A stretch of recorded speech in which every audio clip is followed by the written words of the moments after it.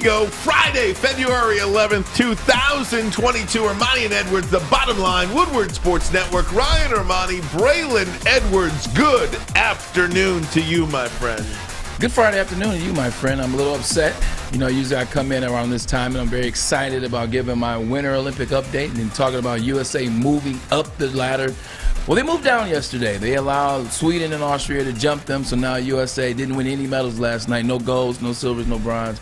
They're in sixth place right now with 10 total medals, 4 golds, 5 silvers, and 1 bronze. So very dejected on that. And also, I did watch the NFL Honors last night, and very dejected on that, too. Let's just say the guy that won shouldn't have won. We'll talk about that in just a second. Tom Mazawey, we are 2 days away from Super Bowl 56 at SoFi Stadium in Los Angeles.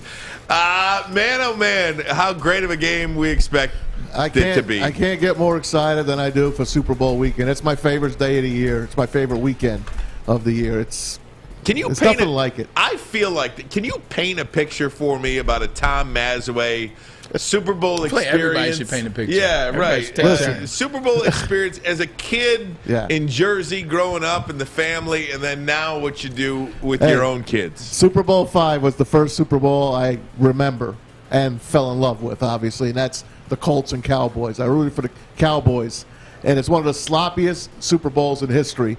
A defensive player wins the award for MVP in that game. The Colts win it with a 25-yard kick at the end of the game to win the Super Bowl. That's my first. I remember going to church in the morning with my family, and I couldn't wait to get home for that 1 o'clock kickoff. Yes, 1 o'clock kickoff on that Sunday. And now here I am, Super Bowl 56, and I watch it with my kids, my wife, my brother-in-law. What kind of spread you got?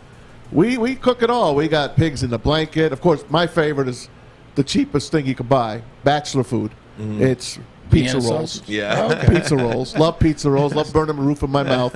Love the whole 9 yards. We get shrimp cocktail. We get chicken wings. We get pizza. It depends who comes over. I don't invite a lot of people. Right. No. I keep my mother-in-law comes over.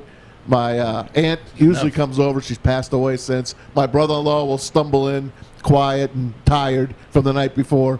He might take up a seat, but that's it. And it's me and the girls. The girls have their friends, and that's it. Why is he all stumbled in? Does he get wrecked the night before? Well, no, he goes out the night before. He likes to sleep in on Sunday, and Sunday's not his favorite day of the week. But what about at the Edwards household? How did Braylon Edwards grow up watching the Super Bowl? We'd always go over to my godfather's house, Dennis. Dennis has since passed away, but we'd go over to his house, and he has some groovy party going on with incense going and intellectual conversation. And then you got the people that want to watch the game, man. It's just a great party, man. Great spread, great conversation. Bid what's being played, the game being on, focusing on that. I've spent halftime at my dad's house watching some of the game with big stand. And then I go back to my godfather's house where they were getting it in, as I like to say. But then later in years, I like throwing my own parties. I got to the point where I just love throwing, whether it's a Grammy party or whether it's a Super Bowl party or what the award show is.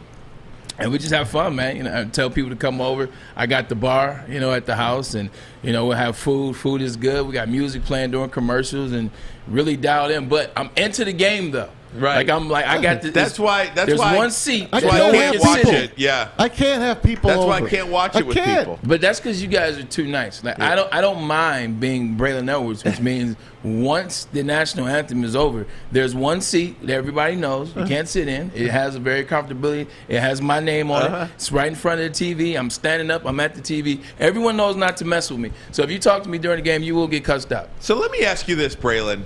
As a player, during your playing years, I said don't talk to me during the game. You got so close to the Super Bowl 2 years specifically. Do you watch the Super Bowl in those years, or how does that go when you get so close within 15 minutes or so, maybe even less sometimes in a couple of instances, of making it to the Super Bowl? Do you as a player watch in those years specifically and then expound it out a little bit to just being a player in the league? What's the Super Bowl experience like for you? So the very first time we went to the AFC Championship, this is 2009 season. This is when I'm traded to the New York Jets after the first 4 games from Cleveland. We weren't even expected to be there. We were one of those 9-7 teams. We weren't supposed to be there. Everything happened right for us in Week 16. Everything happened right for us. Hell, we didn't even win in Week 16. Like, we didn't even win in Week 16. I want to say we lost to Jacksonville or we lost to the Falcons. I think we lost to the Falcons. So going into the last week of the season, we're 8. We're sitting there around the precipice, 8-7. Win that game. Everything that has to happen right happens. We sneak into the Super Bowl. We beat the Cincinnati Bengals. We turn around and beat them twice in 2 weeks. We beat the Bengals, then beat them in the playoffs again. We go out to San Diego. They're number 2 seed or number 1 seed. Everybody just knew they were going to blow us out. It's in San Diego. They were really good that year. LaDainian had another one of his really good years. Phillip Rivers as well. And we surprised them. We beat them. We go into the game against the Colts, heavy underdog.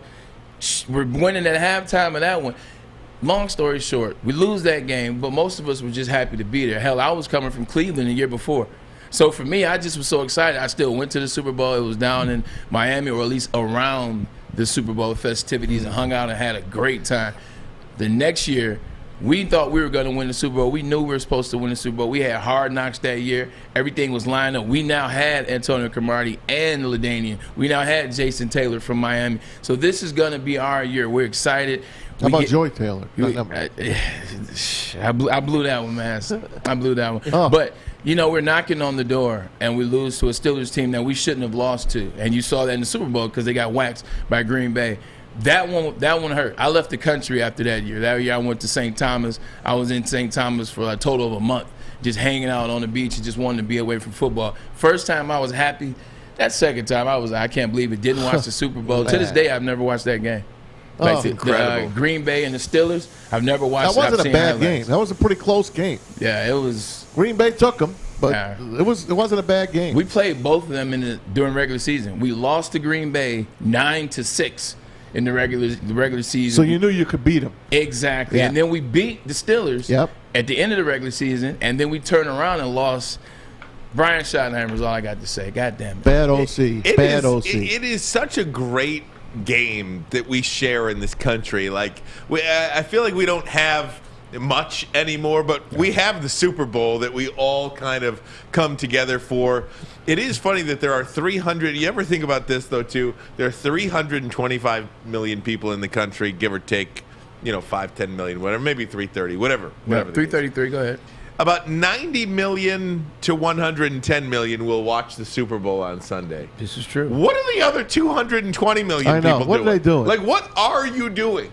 Even if you don't. Where are other people? Church? Even if you don't. Church is at 11 o'clock or 8 o'clock or 10 o'clock. That's Catholic church. There's black church, too. Black church can goes go till 6. There you go. It starts at 7 in the morning, goes to 7. For crying out loud. But, I mean, like, what? Do you know anybody? Like, I feel like I don't know anybody that doesn't participate in the game in some way, shape, or form. Right. Even, like, my mom, for instance. My mom doesn't care about football. She doesn't know the first thing about sports. She grew up with you. She'll say, come on. Yeah, right. How many home runs did Braylon hit? She got. Well, that's an interesting story. I have gone yard. Like, a couple public. She's not that bad. She knows what touchdowns are and all that stuff. A little old Lebanese lady. You know what I mean? She don't know. And but even she watches the Super Bowl, is what I'm saying. Like, what are you doing if you're not watching the Super Bowl? Maybe going to a movie. That's about all I could think of. Yeah, and even with isolating yourself. And I also wonder now in terms of when they do the trying to figure out the accurate schematics of how many people were watching, how many televisions were tuned in, how many streams. Like, when you do it that way, like, is it about how many people go to a party? Like a Super Bowl party, is everybody there count? Like, how are we doing these streams? Because if you're just charting TVs, then, well, it may be only 90 million TVs. But if you're charting everybody watching, it might be closer to about 260. I think that's correct. Yeah. There's no way that there's more.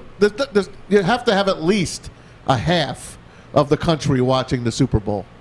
I mean, you'd think with the analytics that you would be able to pull that number out, right? Yeah. I mean, and extrapolate how many people per household are watching. I bet you everyone here at Lady Jane's and Woodward Sports, I bet you 99% are watching that work here. There can't, I mean, unless you're working. Because even if you're working, it's going to be on somewhere that you're working. But even with those numbers, there's something for everybody. Like, if it's your husband, If it's your wife, if you're the guy that doesn't like sports, your wife likes it. There's the halftime show. You can be interested in music. There's the commercials. There's the sponsorship. There's everything that runs during the commercials, movie trailers, etc. The Rock, the Black Adam is coming out. I'm excited to watch that movie trailer on Sunday. There's something for everybody. To your point, everybody should be tuned into the Super Bowl. Without question. We got a great show for you guys today. Bill Keenist, former Lions VP of Communications, historian, and long time employee at the Super Bowl. I mean, the guy went to just about every Super Bowl there's been. Bill Keenist will join us coming up in the 3 o'clock hour, top of hour number 2, actually, right at 3 o'clock. Lions, NFL, Super Bowl historian. We'll hit him with a lot of questions. We'll obviously talk plenty of NFL and a lot about last night, too. There were a couple of moments last night at the NFL Honors that we certainly want to hit on. One involving a local guy, Derek Barnes, who we had very gracious on our radio station, our podcast, however you want to characterize it. We are on the radio, 99.1, 93.5, 94.7 HD2 FM throughout the day, The Roar. It's a visual radio show. Absolutely. And thanks, everybody, for watching on YouTube. If you haven't, we ask you to hit that like button. Smash that like button. Helps us here at the network get our content out to everybody. And how about this? Yesterday, we were about 300 shy of 20,000 subscribers on YouTube. Yep. Today, we are less than 100 people away, less than 100 subscribers away from reaching the 20,000 mark. Let's try to get there before the end of our show today. Do it. Let's try to get there 20,000 before the end of our show. If you know anybody today, ask them to go to YouTube. Yep. Search for Woodward Sports and subscribe to Woodward Sports. Let's get 20,000 live on our show right now. We just need less than 100 subscribers. Braylon, we're going to have a fun day today. Alex Mayer, Sam Reynolds in the house. We're talking Super Bowl Extravaganza, baby. 56. We'll do it next. Ermanni and Edwards. Woodward Sports Network, the bottom line. Everything that we've hoped for finally. Going deep, right side. Oh, that is Edwards out there. He goes up in the air at the goal line. Hey, it's Braylon Edwards here, wanting to welcome the sports marketing agency to Woodward Sports Network, to the family. Glad to have you guys. For the last decade, the sports marketing agency has literally leveraged athletes around issues such as mental health and substance abuse. It's all happening now. Make sure you download the Woodward Sports app in the App Store and the Google Play Store today. Take Woodward Sports with you wherever you go and listen live on your phone or mobile device.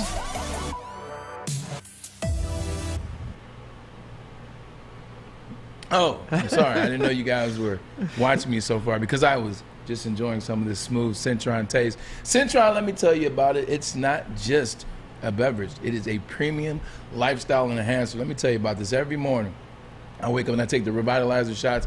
They are so smooth. They help me get my day started. They put that turmeric and that pineapple, clean out the immune system and give you fresh energy, pure energy to get the party going. And then the water is just as good. And then right before the day starts, right before I get in the studio and start to do this show, which I appreciate all you guys that tune in to Woodward Sports, the bottom line. Man, get some of that energy, the cranberry flavor. It is smooth tasting. And at the end of the day, man, it is based with the pure essential vitamins, essential ingredients that help you get the day going, get your body started, keep your mind fresh, keep you sharp. Centron is not just about giving you something to quench your thirst. It is about giving you something that can enhance your life brand. Centron. Live it, drink it with Centron.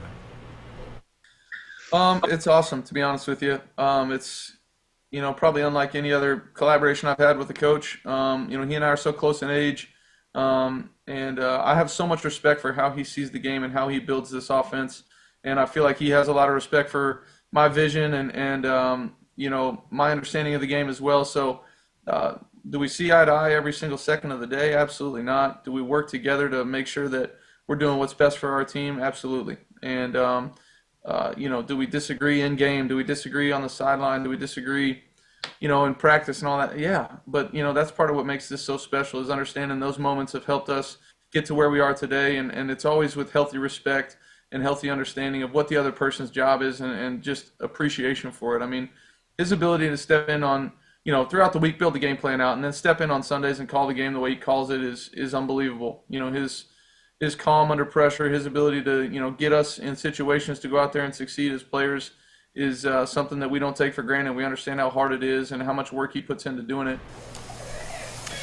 That's a guy that has a lot of pressure on him this week, Sean McVay. Matthew Stafford talking about his head coach, who's still south of 40, which to me is not anywhere near 40, no. if you want to be honest. What is he, 36? 35. 35? Will be 36. I mean, come on. I can't imagine somebody less younger than me coaching in the Super Bowl. You guys forget, Don Shula was a young guy, and he coached in the Super Bowl. I think he was in his 30s. He just looked like he was 50. That's Don Shula, baby.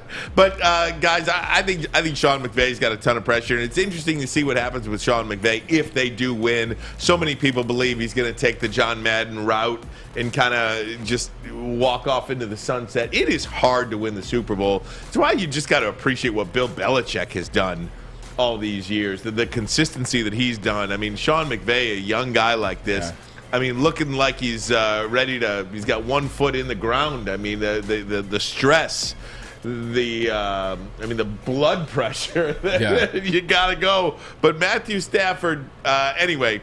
That's another topic for another day. But Matthew Stafford, Braylon, all the pressure on he and the Rams in this one. What effect do you think that'll have on him? Yeah, and Maz is actually correct. Don Shula, his first Super Bowl was 33. Sean McVay's first was 32, so he beat Shula by a year. But nonetheless, Shula was one of those guys. I mean, you listen to that piece by Matthew Stafford, and he's like, it's the first time I've really had this connection with a guy. Of course, it's the first time. Schwartz, you're not going to have a connection with Schwartz. Caldwell, you guys like Caldwell, and they got him out of here, and then Patricia, and then Bevel. So, of course, this is the first time that you had a connection that you can appreciate, not to mention you guys are around the same age, and he's been there before.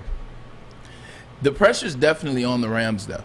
Like everybody makes about this story, you make about what Joe Burrow and the Cincinnati Bengals have done. Yes, they were sacked 9 times against the Titans, but they fought through it. They got a late interception. They went into the Chiefs' kingdom, and then in the second half, they were able to beat, Patrick Mahomes, a guy that just was in the Super Bowl a year ago and won the Super Bowl 2 years ago. And even in the first game, they were able to withstand, because that's what I call it. They withstood the Vegas Raiders. With that being said, like, this team is different that you're playing. You got Aaron Donald, a guy that is called the best player in the National Football League over the past 5 years, not just defense, offense and defense. He's been to the Super Bowl, and he didn't like the taste. You got Von Miller on that team, a guy that's been to the Super Bowl, won a Super Bowl, been Super Bowl MVP. Odell Beckham is looking at his future and what he can do, and what does this mean moving forward to him. Sean McVay wanting to go out the way that Gruden did in terms of winning and then choosing his destiny of maybe wanting to step away for a second. But you got to win to do it. You got to win to be able to choose your own path, to call your own shots. And then you got Matt Stafford, the guy that people keep making a ton about that we're talking about. Has he done enough? Is he still playing with house money? Has he silenced the critics? What happens if he loses? What happens if it's his fault if he loses? There is a ton of pressure on that Rams team. They're the team that should win. It's no doubt. It's everything that I just named, and I could go on. They should win this game. However, if they lose, it's going to be a lot of finger pointing, and you don't want to be and you don't want a lot of chatter, and you don't want to be the guy that they're chatting about. Like, if Aaron Donald can't get to the quarterback, they're going to say Aaron Donald can't play in the big moment because he did the same thing against the Patriots. If it's Stafford, we knew at some point Matt Stafford would rear his ugly head and show you who he was. You don't want to be the guy that they're Odell Beckham. We told you it was him in Cleveland and not Baker Mayfield. You don't want to be that guy after Sunday going into Valentine's Day like, damn, it'll be the Valentine's Day massacre. Oh, man. Oh, there you go. Shout out to Al Capone. Listen, man, Matthew Stafford earned his way here. He got his team there. I give him all the credit in the world. But if you think the Rams are going to come out and punch the Bengals in the mouth like the Chiefs did in the first half, I think you're wrong. I think the Bengals withstood the best team, and that was the Chiefs as far as offense goes. What they have to worry about is protecting the quarterback, because if they go into another Tennessee game and get Joe Burrow sacked 9 times, he's going to get killed by Aaron Donald. I don't think Matthew Stafford will win the game for them, and I'm telling you, he will not lose the game for the Bengals either. If the Rams are going to win, they're going to win because of Aaron Donald and that defense. I think if there's going to be an MVP in this game, I would bet on the defensive side of the ball, but I still like the Bengals to win this game. I think they are just that kind of team. And They're 0-2 in the Super Bowl. I know it doesn't mean anything. They lost both games very close. Both were low-scoring games. They lost to Joe Montana 2 times. I think this Bengal team... That's got nothing to do with this, though, yeah. I know that, Ryan. I said that. Well, I was only half listening to you, man. That's fine. Well, I think the Bengals are going to get them all they want. I was full listening to you, Maz, and where I go with this and where I go with that is Joe Burrow is the guy that has to win the game for the Cincinnati Bengals. Clearly. Yes, he does. He's the guy. Absolutely. There's no Hendrickson on defense who's going to get 3 sacks. No. There's no Jamar Chase. You know, there's no Uzama or Uzama is playing. There's no not Taylor Higbee, but T. Higgins. No Tyler Boyd. No Joe Mixon. It's Joe Burrow. See, that's not the case with the Los Angeles Rams because Stafford can win it. Aaron Donald can win it. Von Miller can win it. Odell can win it. Cooper Kupp can win it. Sean McVay should win it. That's the reason why the Rams, this would be a snag of epic proportion if they were to lose this game because they got so many guys on that other team that know the deal, that know the drill, that know what they're playing for, that can win that game. That's why I'm saying, man, like the Rams almost have to win this game. There's a million ways the Rams can beat you. There's one way that the Bengals can That's beat a you. fact. And he wears number 2 9. ways. Their kicker. The guy you like, Evan McPherson. They got to get put in field goal range, though. But again, I mean, they're not going to lose 9-6. You don't know that. What I mean? Well, I do know that because the Bengals defense, I mean, I know they've only been giving up, 20, 24 points a game. They made Patrick Mahomes look in the human. second half. In the second half. That's all that matters. And that was it. That was on their coach. That's all that that was matters. on Andy Reid. No, it wasn't. Yes, it was. Here's what I'm. If I'm the defensive coordinator for the Cincinnati Bengals, if I'm talking to that defense and I'm telling that defense I'm getting ready for our defense, I'm trying to get them ready. Like this is what you need to know. This is how you create change in this game. This is how you guys be most effective. Start showing them film of Matt Stafford in big plays and big moments. Show him film of the Dallas Cowboys playoff game. Show him film of the countless. It's unbelievable. The countless Green Bay games. Show them film of when Matt Stafford gets flustered. When Matt Stafford in the past has been put in situations, you start seeing these pick sixes. Hell, you don't have to go back to Detroit to show them that. Just go to the month of December and show that defense that this is what happens when he gets in his own head. Pick six, pick six, pick six, pick six. And oh, by the way, he had another pick that the guy got to the 2-yard line. So he almost had 5 pick sixes to Aaron Rodgers' career 4. Show the defense that if you get in his head, if you cause him to get in his own head, he's only a year removed from the BS in Detroit. If you can get in his head and make him forget all the SoFi, all this Ram stuff, you might get in his head. He might give you an exam. He might give you a couple of turnovers and help you out. That's what I would do to the defense. Guys, I got a Matt Stafford question, more of a city of Detroit question. Yeah. All this Detroit Rams, if you look on social media today, there's a bunch of Detroit disgusting. Rams Yeah, the stuff. stores are loaded. I want to ask you guys a question, and I'm going to ask the YouTube, the people in the YouTube chat. I feel like I don't know one person that's into this Detroit Rams stuff. Rooting for Matthew Stafford, yes. How about Adam? But are you really? They do. Do you really consider this a Detroit Super Bowl? Are you nuts? Yeah. We'll ask you guys that next. Ermanni and Edwards. Woodward Sports Network coming to you on a Friday before the big game. Ermanni and Edwards, Woodward Sports Network, the bottom line. Boom. Hi, I'm Kay Cunningham. I'm proud to partner with Hall Financial, the mortgage company known for 5-star service. Don't just take my word for it. Check out their 5,000 5-star reviews for yourself. Go to callhallfirst.com and get started with your 5-star experience today. Here at Woodward Sports, we're always up for a good cause and a good time. This year we present the 2022 Cupizandi Run. Yeah, you heard right. Time to get in our underwear and run the streets of Detroit. For the last 12 years, we've stripped down, ran in the cold, and partied to raise money to help fund research to end NF. February 12th, join the staff from Woodward Sports and hundreds of other beautiful people downtown at the Tin Roof. You can register as an individual or your team today at woodwardsports.com. So start doing those squats, sit-ups, or just some 12-ounce curls. And get ready for Cupid's Undie Run 2022. Sponsored by the awesome people at Gypsy Vodka, Cintron, and Planet Fitness. We'll see you February 12th at the Tin Roof. in our underwear. Thank you to Chili Peppers Tanning. Hey, gang, I want to tell you about Guardian Alarm. Boy, do they get it. Yep, whether it's your home or your business, a good defense helps you feel secure. You see that black and yellow sign out in front of your house that tells the bad guys one thing. Braylon, what is that? Stay the F out of here, That's buddy. what it says to the bad guys. That's right. 24/7 local monitoring. Guardian Alarm. Convenient features that let you check in on your home or your business. Control your lights, your temperatures, detect smoke, carbon monoxide. Even going to let you lock and unlock your doors. All you have to do is call that number right there.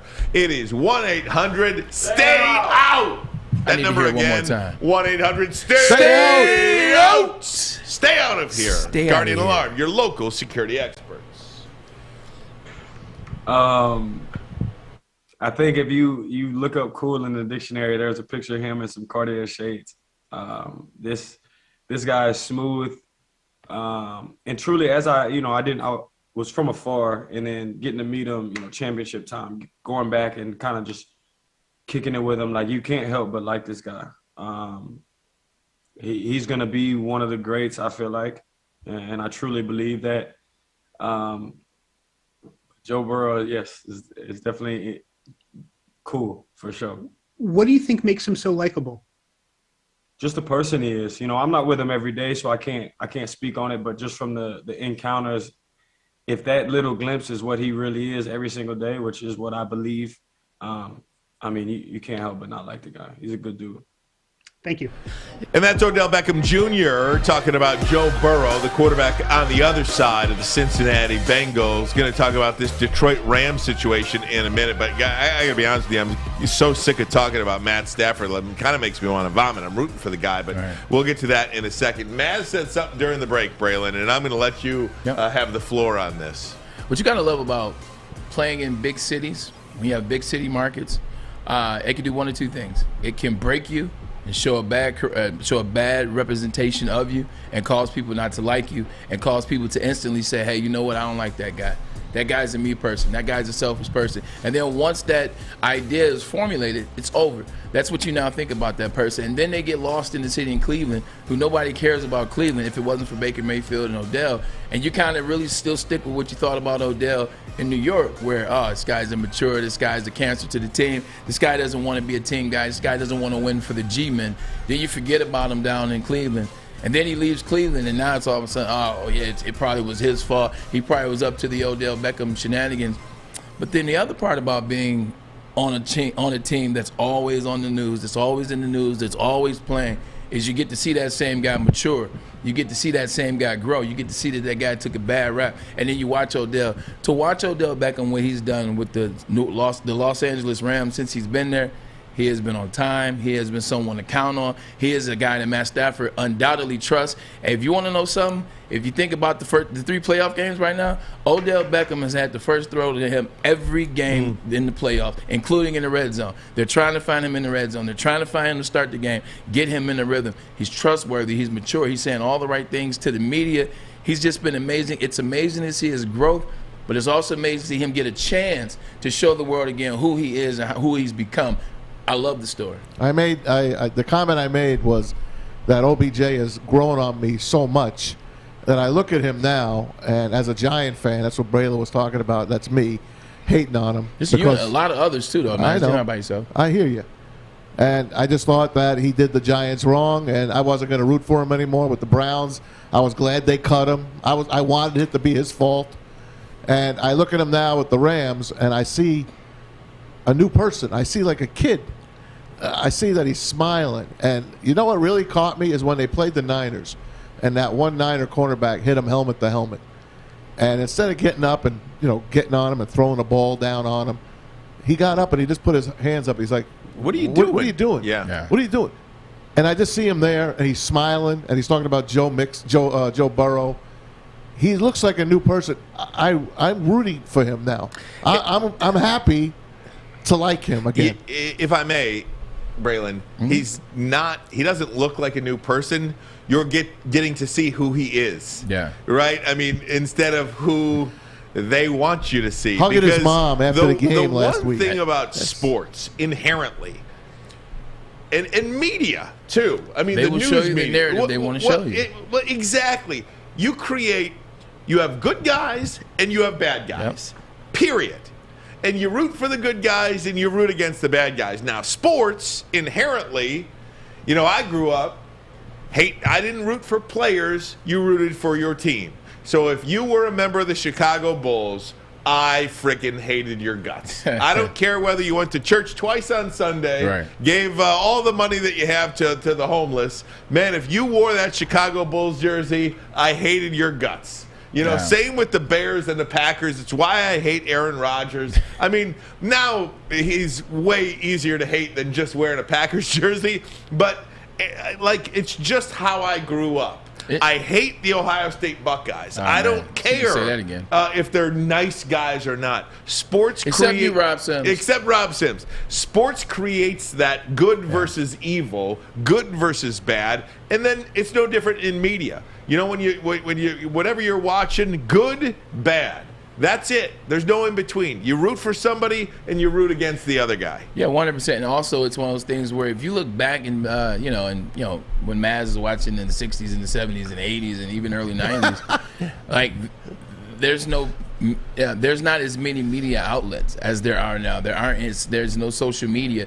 So when players are young, people forget when players get drafted, they're still young and immature. Some guys are getting drafted at 20, some guys 21. The average player gets drafted at 21. I was drafted at 22. Guys are still young. They're figuring out and they're making mistakes. Guys were still making these same mistakes in the 70s and the 80s and the 60s and the 90s, but you just couldn't see them. You couldn't chart their mistakes as much. Now, guys, you watch everything that Odell did in New York, and you don't look at him as this 20-year-old that just came out of LSU that's making young mistakes on a team with no leadership. No leadership the Giants have they had in the past 10 years. They haven't had any leadership, and that goes for Eli too. I love Eli, but no leadership. Now you see a guy he's gotten mature. He's got some years underneath his belt. It's not even just you see who he is. He has matured, to Maz's point. He's definitely matured. He's changed. He's got a kid on the way. Congrats to Odell Beckham. He has his first child on the way. But the maturity process, and you got a chance to see it live and in color on the media, on the news, on all the outlets, as well as social. Who he was in 2014 is not who he is today as it relates to the maturity and the full team thing. Now, in terms of a good heart, he's always had a good heart. Right. Hey, Super Bowl III, Jets, Colts.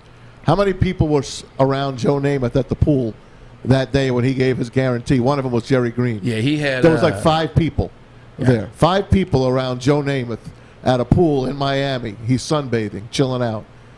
You think you'd ever get a chance to have that kind of access one-on-one now? You don't have it anymore. That's history. Not to mention, they knew that interview was. It was like, hey, look, we just 5. Just the other 150 you guys had over here to this interview's over. But I mean, look at the old Lindell AC too, right? I mean, when sports writers used to go to the bar with the athletes, you don't do that anymore because what a place. We're all in this gotcha business and this 24/7 social media and what can I do to get. That trust between the person and the athlete is totally gone. It's because of the phone, man. Oh, there's no doubt. The phone and the money. Phone mainly. Phone mainly, but I do think, too, the money separation. I mean, once sports writers, at one time, sports writers and athletes were making, the players for the Tigers were making the same amount of money. Think about that. Yeah. They had to have a second job. Yeah. Back in the day. Right? I mean, you're most NFL guys were car salesmen. Yep. Yep. Look at Devin Taylor. At Les Stanford. That's right. I mean, God bless him. He found new road. But yeah, I mean, God bless the guy, though. I mean, you got to have some sort of purpose, right? I mean, whether you got $20 million in the bank or not, you can't retire at 35, 36 years old. What are you going to do with the rest of your life? Sleep. Listen, without phones, Urban Meyer is still coaching the Jags. I just want to throw that out there. That's true. That is true. So it's a couple situations like that. I agree. Definitely interesting, but it was fun to see your evolution on Odell Beckham Jr. He makes me smile now. I love it. I've been fighting the Odell fight. But that's part of personal growth too, right? No, 100%. Because Maz was able to be open enough to say, you know what? Maybe I was kind of wrong about this guy. Let me watch it unfold. Well, I was still pissed. Well, as you should be. As you have every right to be as a loyal fan to the G-men. You do. They went on a boat ride in Florida and it didn't work out. And it hasn't been the same since that day. They were bad before that I know, but they were that put them over. That jinxed them. Guys, thanks so much. In the YouTube chat, we're up to 50 likes. If we can get to 75 in the next break, that would be amazing. We'll try to get to 100 in hour number 1 of the show, but baby steps. And again, if you have not subscribed to Woodward Sports on YouTube yet, we are less than 100 subscribers away on YouTube. Thanks so much before we get to another milestone of 20,000 for our new network here in Birmingham, Michigan. We cannot thank all of you enough who have hopped on. Braylon and I have been here since August, and the response has been incredible, and we're having a ball doing this, and we want to keep doing this, and we're dependent upon you in order to keep doing that. So thanks so much to that. I mentioned Detroit Rams. I am going to get to that next because it does make me nauseated a little bit. Ermanni and Edwards. Woodward Sports Network, home of the Detroit Rams. No, I'm just joking. The bottom line, Woodward Sports Network. Hi, my diamonds. It's Crystal with an X. You want to get hot and perfect like me? Here's my super easy routine. Drink at least a gallon of water before you wake up. Attach a weight to everything in your house. Hello? Sell your car and just sprint everywhere. Scream when you exhale. Don't follow Crystal with an X. Do your own thing at Planet Fitness with tons of equipment and free fitness training in our clean and spacious clubs. Join now for just $10 a month and cancel anytime. Follow us everywhere. Just search Woodward Sports on YouTube, Facebook, Twitter, Twitch, IG, and more. Hey, everybody, it's Maz from MyBookie.ag. Cannot wait for the big game this weekend. Hell, you can bet NBA, NHL, anything you want, but I'm ready for the Super Bowl. Coming up, Super Bowl 56 on Sunday. If you're a first-time sports wagerer, you can get on MyBookie.ag and double your money right now. They are doubling your first deposit all the way up to $1,000. Just use the promo code Woodward. That's all you got to do. Type in Woodward, and your $1,000 goes up to $2,000. Your $100 goes up to $200. So you know what I mean. Use that promo code Woodward. It's the Bengals, and it's the Rams. Super Bowl 56. Cincinnati getting 4.5 sometimes, and the over-under right around 48.5. Give it a shot on Super Sunday at MyBookie.ag. Promo code Woodward. Bet anything, anytime, anywhere with MyBookie. If you have a gambling problem, please use the Michigan Gambling Hotline, 1-800-270-7117. So if you're watching on YouTube right now, you're getting a look at it now. These Detroit Rams shout out to John Yu T-shirts, and I know they're flying off the shelves, and I know they're popular, and I guess I just don't understand. I do get the Matthew Stafford rooting for our guy to go get a Super Bowl, just like we did with Justin Verlander. And you know, I think a lot of people were rooting for Ndamukong Suh as well when he won the Super Bowl. I don't know, it's kind of a nice thing. Not like this. Not like this, but maybe like Kirk Gibson when he went to the Dodgers or something. I don't friggin' know. Yeah. But this is not a city of Detroit thing. There will be no parade down Woodward. There will be no donning of the Rams jersey, the Stafford jersey, on the spirit of Detroit. And I guess what I'm trying to say, I guess what I'm trying to say, don't bet against that. I guess what I'm trying to say is, I don't understand. I don't know anybody, I feel like, in my personal life that considers this a Detroit Super Bowl. Yeah, I'd be hard pressed to find him as well. I mean, I see this. First of all, shout out to John Yu. That's Pro Sports Shout out Zone. to John Yu that's for where sure. I get a lot of my gear from. In fact, I got this hat from there. Check that out. That's the new Detroit Old English D. Font's a little larger. But anyway, I don't know anybody personally that's cheering for Matt Stafford as it relates to the Detroit Rams or anybody taking it this far, but they do exist. They are out there. It's very different from Justin Verlander. When Justin Verlander left, it was, as we talked about in the back, it was one of those deals where you knew it was coming at some point. You knew it was going to be Scherzer. You knew it was going to be Verlander. You knew it was going to be both of them. You knew Verlander was getting to a certain point. The Tigers had to restructure, and you were okay with that. When they did restructure, you wanted him to go somewhere where he could find some happiness, some success, because he gave everything that he had here. That's how you felt. And then when he won, I don't know if you were cheering necessarily for the Astros, but you damn sure were cheering for JV. Yeah. And inadvertently so, you're cheering for the Astros. With this one, I don't think this is anything about Stafford at the end of the day. Yeah, there you go, Alex. Write that one down. It's not about that. What it's about 70 years of just heartache as being a Detroit Lions fan. And now all of a sudden, in the midst of the worst regime the Lions have ever had, Patricia and Quinn, you get Matt Stafford escapes and he goes out there. So now it's still about the Lions sucking and hurting your heart for the last 70 years. And you're looking at Stafford like, that's our Super Bowl. How is he going to get it? So you're trying to tag along the bandwagon. I think it is all about Stafford here. Now listen, take it back a couple of times to when teams lost their quarterback. Let's say when Peyton Manning left the Colts, he went to the Broncos. I bet you there was a lot of Colt fans that were rooting for Peyton Manning to win a Super Bowl there. Maybe I'm wrong. I think I'm right. Can I stop you for a minute, though? Yeah. Number one, Peyton Manning won a Super Bowl in Indianapolis. Yes, that's one. Peyton got cut. Yeah, he did get cut. His neck. They drafted Andrew Luck. Right. And number 3 or 4, I don't think anybody in Indianapolis, I'm not saying you can't root for Matthew Stafford. I'm rooting for Matthew Stafford. But I feel it has nothing to do with the city of Detroit.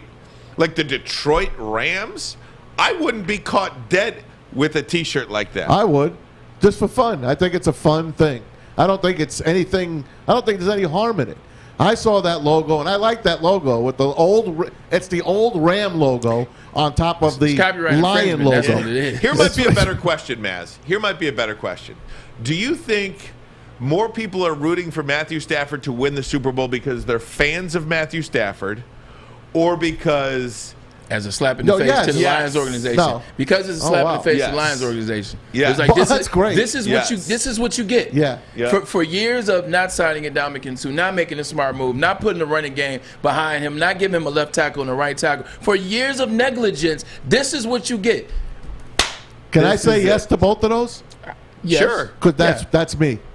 Yeah. That's me. I think people are going all in on this Matthew Stafford situation because I believe that Justin Verlander was more beloved than Matthew Stafford is. I really do. And maybe because of the team success that Verlander has.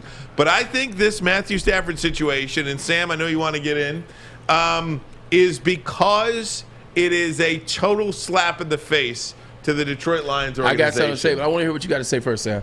I mean, I'm going to piggyback off of Ryan. I think Lions fans are smart enough to know that at least on a macro level, the organization failed Stafford, and they see him succeeding, and they see what maybe he could have been if he was in a better organization. I like that, but here's what I'll add to that. When Stafford was here for his 12 years, Stafford did 12 years here. It sounds like a prison sentence. Yeah, it was. Right? He did 12 years here. In those 12 years, were the columns ever the organization is letting Stafford down? Like, how many times did you see that, or how many times did you see Stafford not able to come up with the big Very little. one? Very little. What were they saying? The organization is failing him in those 12 years. Some people thought it. In some of the better minds, that's the conversation that was being had. I'm sure that's being had by you. But that wasn't said. Now, all of a sudden, he leaves. And now it's the organization failed him. Look at what he's doing on the Rams. I'm telling you, it's more of a supporting a Lion slap in the face versus actually supporting Stafford. It's more of a, see what this is all on the Lions. I'm telling you, it's more of that than actually cheering for Stafford. I'll tell you this. Bill Keenist could talk more about this in a few minutes. But when Barry Sanders was retiring, supposedly there was a rumor that the Dolphins wanted to get him. He wanted to go to Miami. Another rumor was when Calvin wanted to leave here, it's more than a rumor, he wanted to go to the Raiders, and they wouldn't let him. This time, this regime let Matthew Stafford leave and go somewhere. If those other two players had left as well, they would have won Super Bowls as well. I'll guarantee it. So I'm not guarantee it. I would think that they'd have a really good chance of winning a Super Bowl. So there's a part of me that never wanted to let my players go somewhere else because I would have been jealous. The other part of me was like, yeah, I'm happy for them.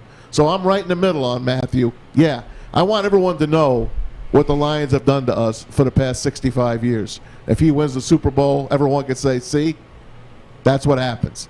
And Calvin Johnson pretty much said the same thing. I don't know if you heard his comments earlier in the week, but he talked about how what people of the city of Detroit, what are you doing? This isn't your Super Bowl. We don't have one here. And it's pretty much because... Yeah, we do. It's the draft. Well, come on. Yes, I understand that. But we don't have one here. We've never been to one. Why haven't the Lions ever found lightning in a bottle. Even 1 year, one team. You know, they almost did. I mean, in 1991, they got smoked by the Redskins. Though. I was saying because they were playing in Minnesota that year, so it was down the street. That's the closest the Lions ever got to the Super Bowl. Is that year they lost to the Redskins because Metrodome was brand new and it was right down the street. Not only that, if they would have played that in the Silverdome, that's a different game. That's a different game. The one against the Redskins in 91? Yep. That was Mark Rippon, right? Yeah. He was the quarterback that year? Yep. And they had a cakewalk in the Super Bowl. If somebody got hurt. That's correct, when Mark right? Rippon was starting that year, I think. Somebody got hurt. Mark Rippon took over, and then he got paid the next year. But man. It was Buffalo. Yeah. That was Buffalo's second year back to back. Crazy. Guys, I wanted to ask you about this, too. Speaking of the Super Bowl, so Darren Ravel, and we apologize, we weren't able to connect with Darren yesterday, but he put out a tweet today, and I found it, I mean, this is so obvious, I feel like. Throw it up, Alex, if you could. Here's Darren Ravel's tweet. Surprised by the lack of travel from Bengals fans. Ohio has the smallest number of ticket buys I've ever seen from a Super Bowl team state. Only 9% of fans have bought tickets on StubHub that's come from Ohio.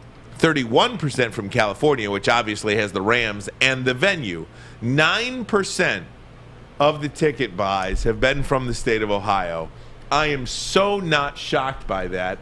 In fact, I am more saddened than shocked, Braylon, because this is a clear indication that the Super Bowl has long priced out the average Joe. And I can't wait to ask Bill Keenist is. Obviously, you look at that, of course. Like, look at what the average income in Ohio is versus the average income in California. There's a big difference there, and there's a different tax bracket. So with that being said, they've been doing this for years. Like, even when I was in the NFL, we get 2 tickets, and you get them, you sell them more than you got, allegedly. But it's always been that way. And we say the Super Bowl is the largest event every year in the United States of America. So if it is that, then you either got to approach it as, you got to pay to play. You either approach it like that, or what you do is you have to allot 5,000 seats, and you have to offer those to the home team first. Now, not the home team, but the team that's in it. You offer that to the Cincinnati Bengals. Hey, here's some face value tickets, first come, first serve, 5,000. That way you at least offer them some. Because those tickets are very affordable to the national championship, because Ohio State travels better than anybody in the country darn near, which means there are people in Ohio that will go, will support. You got to make them affordable, because in those Ohio State championship games, there's a lot of scarlet and gray floating around those arenas. Up to about 10 years ago, I would put myself in the NFL Super Bowl lottery. Do they even have that anymore? I don't even know if they have it anymore. Yeah. But you'd send a postcard in at the beginning of the year, and I sent in a million of them. Not if it's through the Detroit News. I sent in a million of them and never got called, obviously. But the only way I got to a Super Bowl is thankfully when I got in the media, I was able to go. And thank God, because it's the greatest event I've ever been to. And I wish I could go to every single one of them. I love it that much. The thing about it is, can't afford it, though. If you look at what's happening to the Cincinnati Bengals fans, it does give you an indication of what it would be like if the Lions were in the Super Bowl. I mean, you probably wouldn't have more than 10%. But it's their third time. When they played here at the Silverdome, the Bengals dominated that stands. But because they drove here. And again, not only they drove here, but the ticket prices back then were $7,000 to get in. I paid $600 at Super Bowl 40 for my wife's ticket. That was face value, $600. Now I think it's well over $1,000. Can you believe that was 16 years ago as well? That's my rookie year. Unbelievable. 16 years Don't you guys ago. get tickets? I just said that, yeah. I know, but can't you? I mean, why wouldn't you, as a player, every year take your maximum allotment and sell the damn things? One, because I that's not my thing. That's more so my dad to do that. My dad knows guys he talks to, and they'll say, hey, and do, like, I don't do that. I don't go chase down like people to find and get tickets. And I got to, because then you got to tell people, hey, I got 2 tickets. I just never liked the feeling of scalping. Yeah, I don't mind doing it. See, look, I'm a nothing from New Jersey. I scalp with the best. I don't mind if someone like That kind of happened this year. Somebody presented me an opportunity. They were like, hey, I said, oh, okay, well, then let me go get them. And then let me. Great. But that was presented to me. But I'm not the guy that's going to go get them. You're all right, hey, got tickets for sale to the Super Bowl. 2 for, hold on, let me look. What's it going for? 2 for 9,000. So, yeah, it's just not me. You're a better man than me. Hey, guys, NFL honors happened last night. There's 3 different ways I want to take this. We're going to have Bill Keenist, former Lions executive and, of course, a longtime historian of the Detroit Lions. There was 3 situations last night I want to hit on. The MVP, snub, the Offensive Player of the Year, and the Walter Payton Man of the Year. That was a goddamn amazing. So powerful. I want to hit on all those things next. Ermanni and Edwards. Woodward Sports Network, the bottom line. Fellas, football season is here. It's time to make your grooming experience easy like Sunday morning. Get to Lady Jane's Haircuts for Men. Walk in, relax, watch your favorite team play, and before you know it, your hair will be game ready. Get to Lady Jane's, open 10 to 8, 7 days a week. Walk in anytime. It's wicked awesome. An event, 10 years in the making. Sunday, February 13th, Woodward Sports, Gypsy Vodka, and Syntron present the Stafford Bowl. Hurry up! Live broadcast at the Brass Rail in Detroit. Hey, keep stacking these drives now. Keep stacking these drives. Gotta have good ones every time we touch the ball. Come out with all of your friends for our pregame and stay for the watch party. Big drive right here, all right? We gotta keep pouring it on. Good fundamentals. Let's punch another one in, all right? Big drive. Let's go. The entire Woodward staff will be at the Brass Rail as Matthew Stafford and the Rams take on the Cincinnati Bengals. Come experience the Stafford Bowl on massive big screens, drinks, pizza, and DJs. One day, the Lions will make it there. Until then, we have Matthew Stafford and the Stafford Bowl. Let's go! That's unbelievable! That's unbelievable, and you know it. You know it is, though. See you Sunday at the Brass Rail with Woodward Sports. Speaking of the Brass Rail and the Super Bowl, that will be the perfect time to get you a bottle of this Gypsy Vodka. In fact, I'm going to tell you like this, man. You come in on Monday. In fact, Maz, write this down. Pay attention in the chat. In the chat right now, the first person to tell me who won the 1980 Super Bowl, you will get a gift basket featuring Gypsy, a signed ball, and a little Valentine's Day love on Monday. Be the first one to tell me who won the 1980 Super Bowl. Maz, you're on it. You're in charge of that. Gypsy Vodka, Michigan's gluten-free product. It is amazing. It is pure, smooth taste. I'm talking about corn distilled 6 times using artesian spring water. The stuff is amazing. Mike and Adam, you got it right on the 50th try. Very, very, very, very smooth blend. Talk about Gypsy Vodka. Go down to your local neighborhood liquor store now. As for Gypsy Vodka, they are running out like hotcakes because they know the game is 2 days away. If you're going to drink at the house. Don't go out. Just wait till you get home, kick your feet up, and drink responsibly. Gypsy Vodka. So a couple of different ways I want to hit this. Obviously, we talked so much about the MVP award this year. Aaron Rodgers, did he deserve it? Did he not deserve it? He did win it, and he won going away. It wasn't even close. Tom Brady finished second, Cooper Kupp third. I think Cooper Kupp got 1 vote. Yep. But he is the 4th MVP in his career. Remarkable year from Aaron Rodgers. I thought Tom Brady deserved the award, but Aaron Rodgers won it.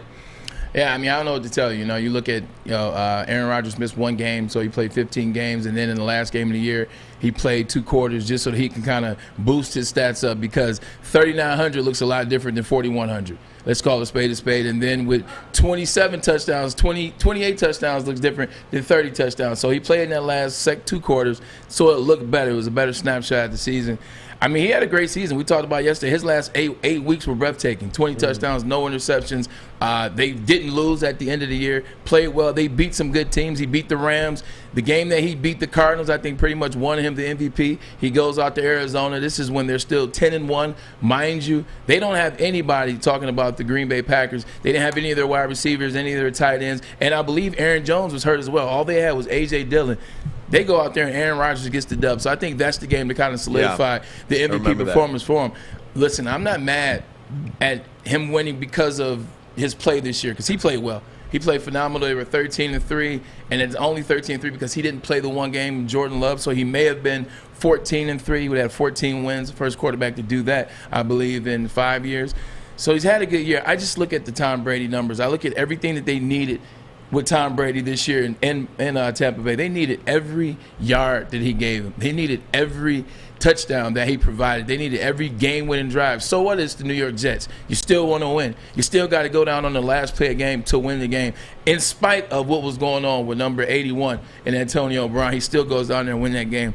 I just thought Tom Brady, from a leadership point of view, MVP point of view, and just outstanding point of view, I thought he was going to be the MVP.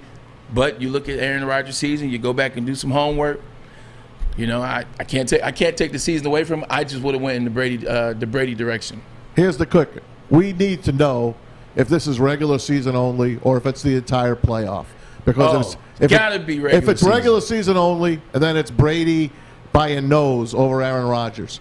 But if it's playoffs, it's Joe Burrow by a head over whoever. Tom Brady? Yeah, Tom Brady. Because Aaron Rodgers then falls out of the top three. It's a regular season award. Yeah, well then it shouldn't be. Though. It shouldn't be. Then do it before the playoffs start. Yeah, I agree with you. Okay, but don't tease us and tell us because the best guy, the MVP, is Joe Burrow. If you go all the way. Now a bigger. Oh, go ahead. No. Please go. I can wait. I was gonna say a bigger question. How do you win the MVP award, but not the Offensive Player of the Year award? And conversely, how do you win the Offensive Player of the Year award, but you don't win the MVP? See, I can understand how that can happen. Because Cooper Kupp won the Offensive Player of the Year award. But Jonathan Taylor was just as good as him. Jonathan Taylor should have won Offensive Player of the Year. Okay, but he didn't. How does an Aaron Rodgers, an offensive player, win MVP, I get it. But not Offensive Player of the Year? They got to change the name of the awards then. Because now it goes back to a stats thing. Like, here's the deal. Somewhere along the line, they turned the MVP into a glorified quarterback competition. It's all about the quarterback. That's what they turned it into probably after Sean Alexander, LaDainian, and AP. And even then, it was already a quarterback type award. So if you're going to do a quarterback type award, then you make a secondary award kind of take the focus off. Well, we know we're giving this to a quarterback, so insert running back, insert wide receiver Cooper Kupp. The difference is, and what I'm saying is I can see it. You can be if it stood for what it used to stand for, the actual most valuable player. If you want to add the playoff, then Joe Burrow is your most valuable player. If you take Joe Burrow off that team, Joe Burrow, those Bengals win 6 games, 5 games. He's the most valuable person to his team. He could win it. But I wouldn't give Joe Burrow the Offensive Player of the Year. I would still go Cooper Kupp or Jonathan Taylor. But that's if you use the literal sense of what MVP is. They don't do that anymore. So by what they do, to your point, absolutely ludicrous. You got a thought on that, Maz? Like I said, he hit it right on the head. It's the way the award is worded. Mm-hmm. Like, how does Micah Parsons not get Defensive Player of the Year? Just rookie Defensive Player of the Year. TJ had 22 and a half sacks. Micah was okay, but I thought 14 games, 22 and a half sacks in 14 games. All right, maybe that's a bad example then. But I get exactly what you're saying. We're talking about. I don't know. We're sitting here talking about the MVP and talking about how you can do Joe Burrow can win it this way, but then the offense. Just let us know about regular season versus postseason. Pretty much, but you know why they do that? They do it because we can have these conversations now, and that's good. The NBA started it when the NBA moved there because they moved their NBA announcement to who's going to be MVP of the league. They moved it to after the finals, and that caused controversy. And then that insert the NFL. Now they start the NFL honors, and then they start doing the NFL honors the Friday or Thursday before the Super Bowl because they create controversy. They want us to have these conversations. Right. It's kind of like the NFL honors, the NFL awards have kind of become like the ESPYs. Well, not the ESPYs. I got a better one for you. It's kind of like the WWE Hall of Fame the night before WrestleMania. These awards before the Super Bowl. It's like the Grammys. And we talked about this off air. I think it's a good conversation. The Grammys used to be my favorite thing to watch in the world. The Grammys my favorite. The Grammys and the Oscars. I've always loved them. I don't love them as much anymore, but I used to always love them like you. And American Music Awards. So with the Grammys will always give the same person album of the year. It's going to be Adele. It's going to be a country singer. Taylor Swift. It's going to be Kelly Clarkson. It's going to be one of those three for album of the year. which is the most coveted position. So what they did was they come up with all these secondary awards nobody cares about. Alternative pop collab, rap EDM collab. Kendrick Lamar.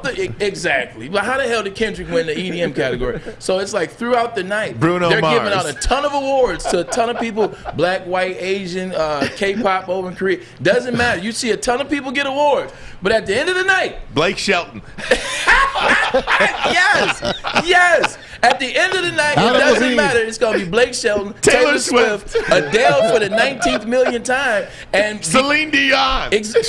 Like, where the hell did she come from? So because you've seen all these other people get awards, you're like kind of blinded, and you don't pay attention that, oh, by the way, Adele wins every year. That's what the NFL honors is now. So freaking funny. All right, gang.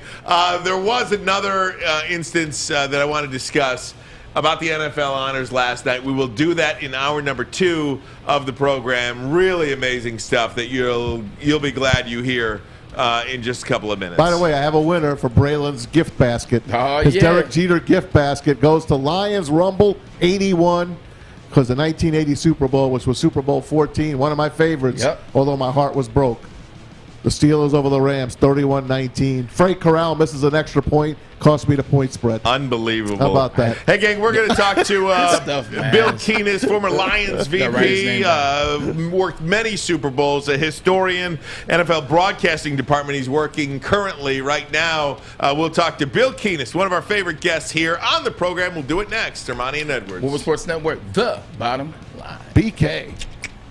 It took exploring 50 different formulas and hosting countless taste tests, but we believe Gypsy Vodka is the smoothest vodka on the market.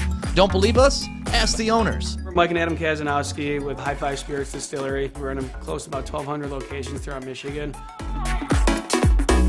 We wanted to create a brand that was geared more towards freedom, love, adventure, and at the end of the day, we really wanted to tell a story that inspired other people to take risks, follow their dreams, whatever that might be.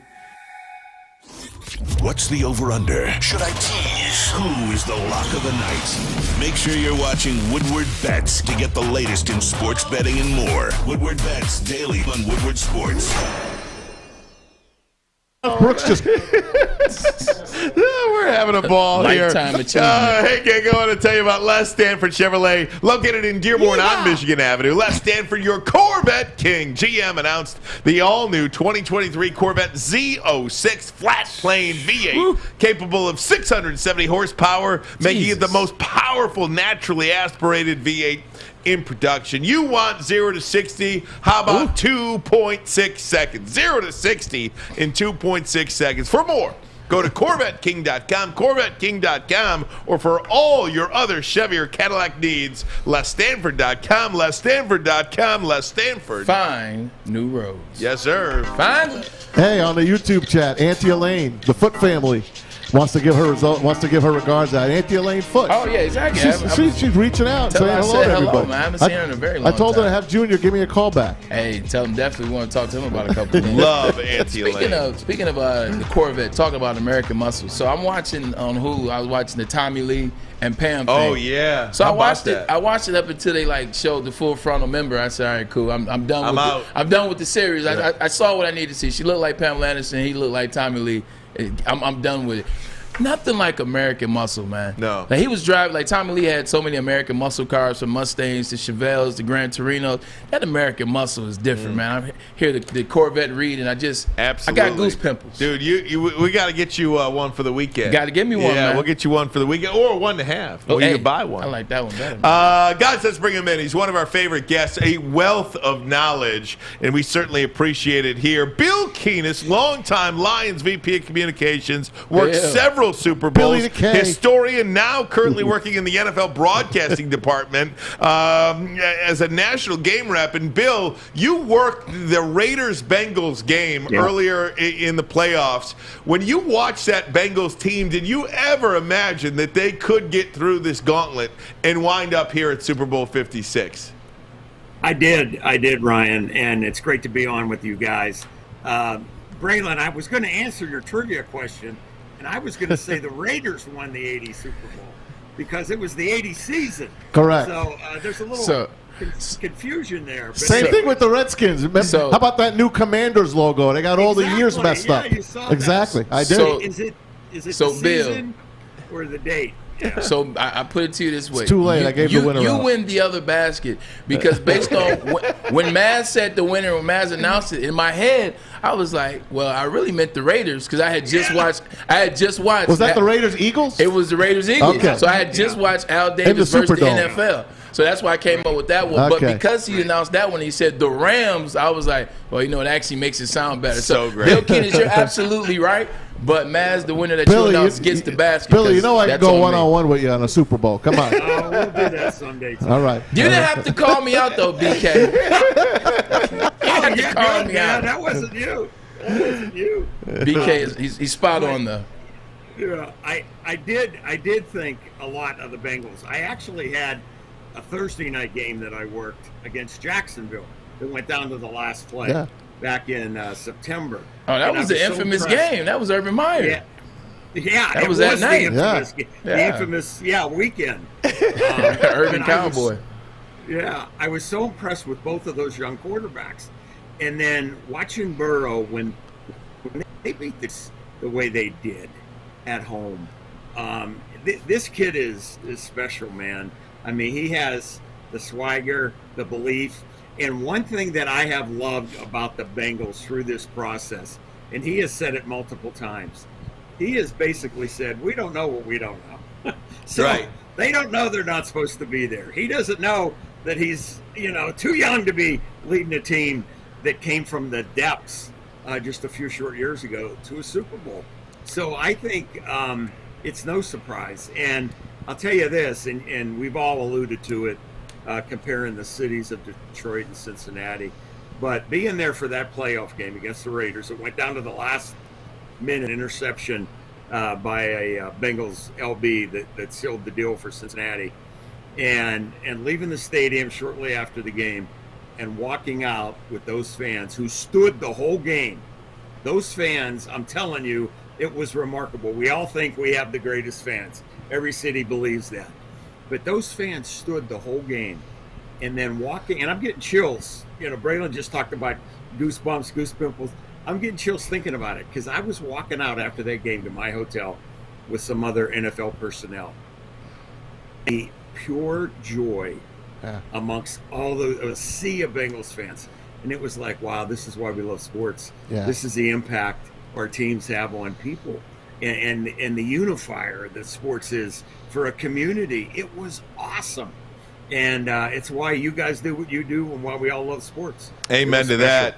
Amen to that. Yeah. Talking to Bill Keenist. Bill, there aren't too many people in Detroit that know Matthew Stafford as well as you do. You're with him nearly every step of the way. How do you personally feel about this trip, Stafford, to the Super Bowl? And then how should Detroit Lions fans feel, and how should, kind of a three-part question, okay? How do you personally feel? How should the fans feel about Stafford in his first year going to the Super Bowl? And then what should the organization think about Stafford in 1 year going to the Super Bowl? Well, I love Matthew Stafford, first and foremost as a person, and obviously spent so much time with him in Detroit, and I've had the good fortune of staying in touch with Matthew every week during this season.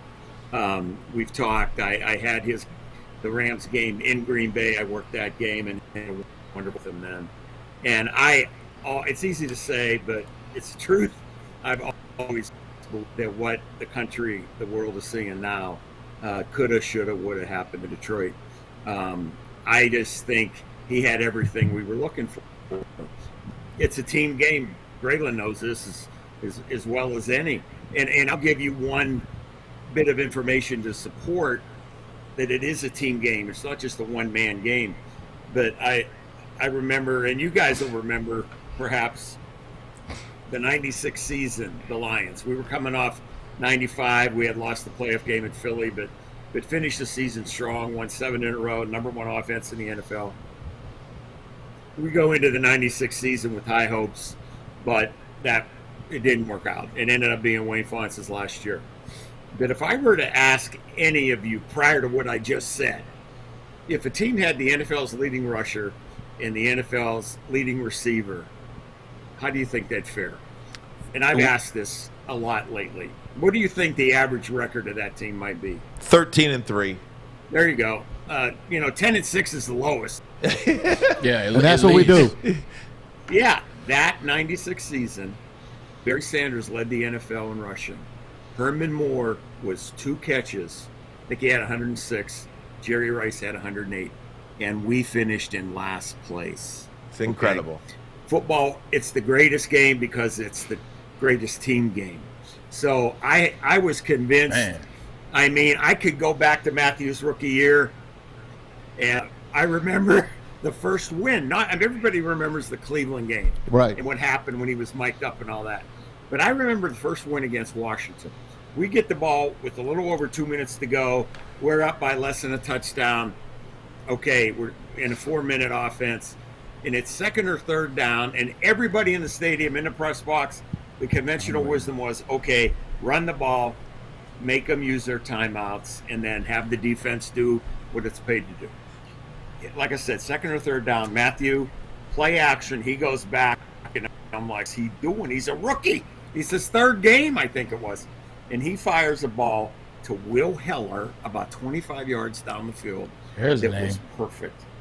And it was like that play told me this kid is so special. To have the gumption, the belief, the gall, whatever you want to call it, to make that pass. I think he checked out at the line of scrimmage to throw that ball. That's Joe And Burrow-esque. That's what it is, Tom. Yeah. That's exactly what it is. And then there's so many plays over the year, over any season that you can look at. But this year, and I think Braylon will really relate to this, but with my duties in the NFL, I haven't been able to watch all of the Rams games. I do my best and try to pick them up when I can. But I was fortunate to watch the Rams-Ravens game. It was in December. I think it was Christmas weekend maybe. And the Ravens are winning the game late. Okay, they're still in the playoff hunt. And the Rams are driving down the field, and it's 4th and 5. And I believe, I haven't talked to Matthew specifically about this, but before that play, I think there's less than maybe a minute to go, maybe. It's 4th and 5. They're inside the 10-yard line. They've got to convert. They've got to score a touchdown to win. And I'm thinking this will be the play of the year for that team. If they convert and win the game, the sky's the limit. If they don't, the season could just fall apart. And Matthew hit OBJ with a great pass, great catch, first down. The next play he hits OBJ at the pylon for a touchdown. They win the game. And I think so many Super Bowl champions can look back to a play, a single play, where if you go one way, you go one way. If you go the other way, you go the other way. And I really believe that play did it. And then just watching him through the playoffs. I'll tell you a funny story, and it sort of exemplifies my relationship and love for this kid, this guy. I say affectionately, this kid.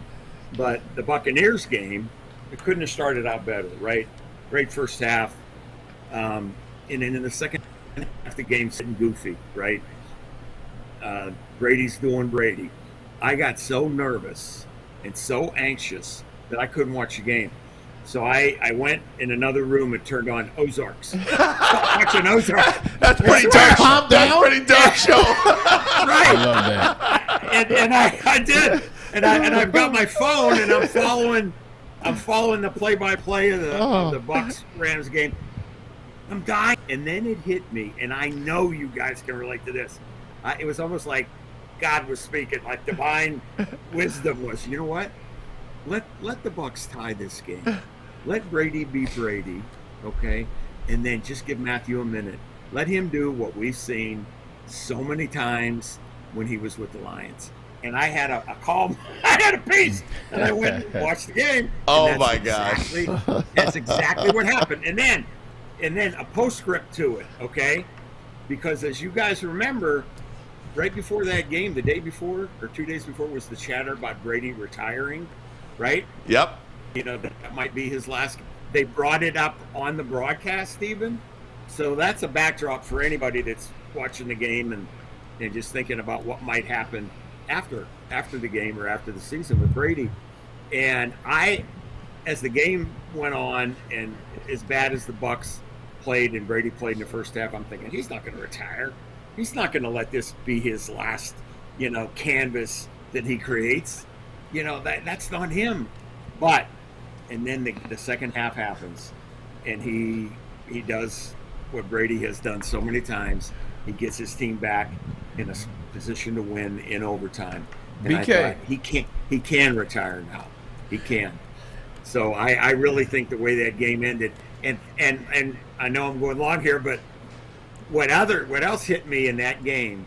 What is your first memory of Tom Brady's career? Like a defining moment in his career. When he got hit on the sideline, his first game. For me, the Michigan State game. For me, the fumble, the tuck rule. I'm talking about the professional rule. Oh, the tuck rule. Yeah, tuck rule. When his helmet got knocked off. That's part of it. But I'll tell you what I went to. I went to the Super Bowl, okay, against the Rams, ironically. Yeah. Mike Martz. They get the ball back. It's tied, right? And what's John Madden saying? They're going to take a knee. You don't want to try to force. We're going to take, maybe they won't take a knee. This kid's amazing. So Tom Brady's on the sideline watching Matthew do exactly it in that game. And to me, it was just some poignant, full circle type of deal. Nice. And I think I don't know this, obviously, but I think in a way it might have given Tom some peace and allowed him to make that decision. Hey, BK, talking to Bill Keenist, we're going to take a break. 30 seconds. Braylon's got to hit you. Maz has a million questions for you. Rapid fire. Sit tight, Ermanni and Edwards. Woodward Sports Network. Bottom line with my boy Bill Keenist. We'll be right back. 6 dark corners, a driveway and a patio, 5 windows that could become doors. Every house has unique security challenges. Guardian Alarm has more tech, more team, and more ways to help keep them all safe. Get a professionally designed and installed security and smart home system from Guardian Alarm. Sign up today and get a free video device. Guardian Alarm. Smart, right from the start. Call 1-800-STAY-OUT. Putting on a show here, and that's how you answer. We love our sports. We just wish they'd love us back. Detroit sports for Detroit sports fans. Woodward Sports.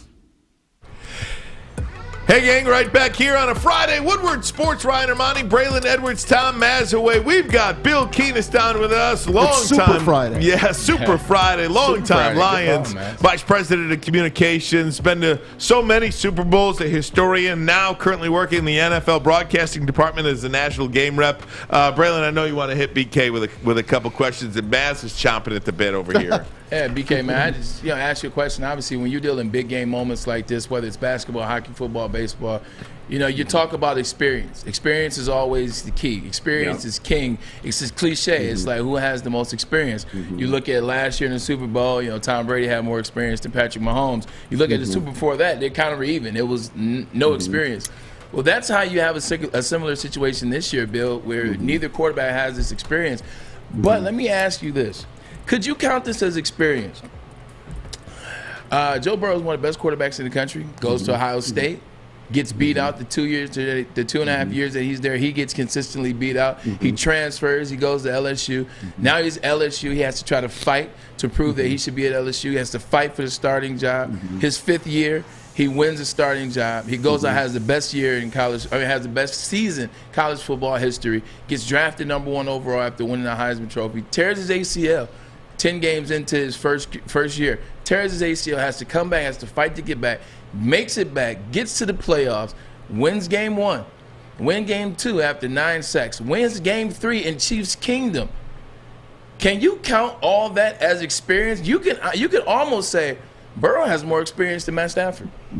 I absolutely agree with what you said, Braylon. I don't want to say he has more than Matthew, but you are so right about the transgression that you gave there.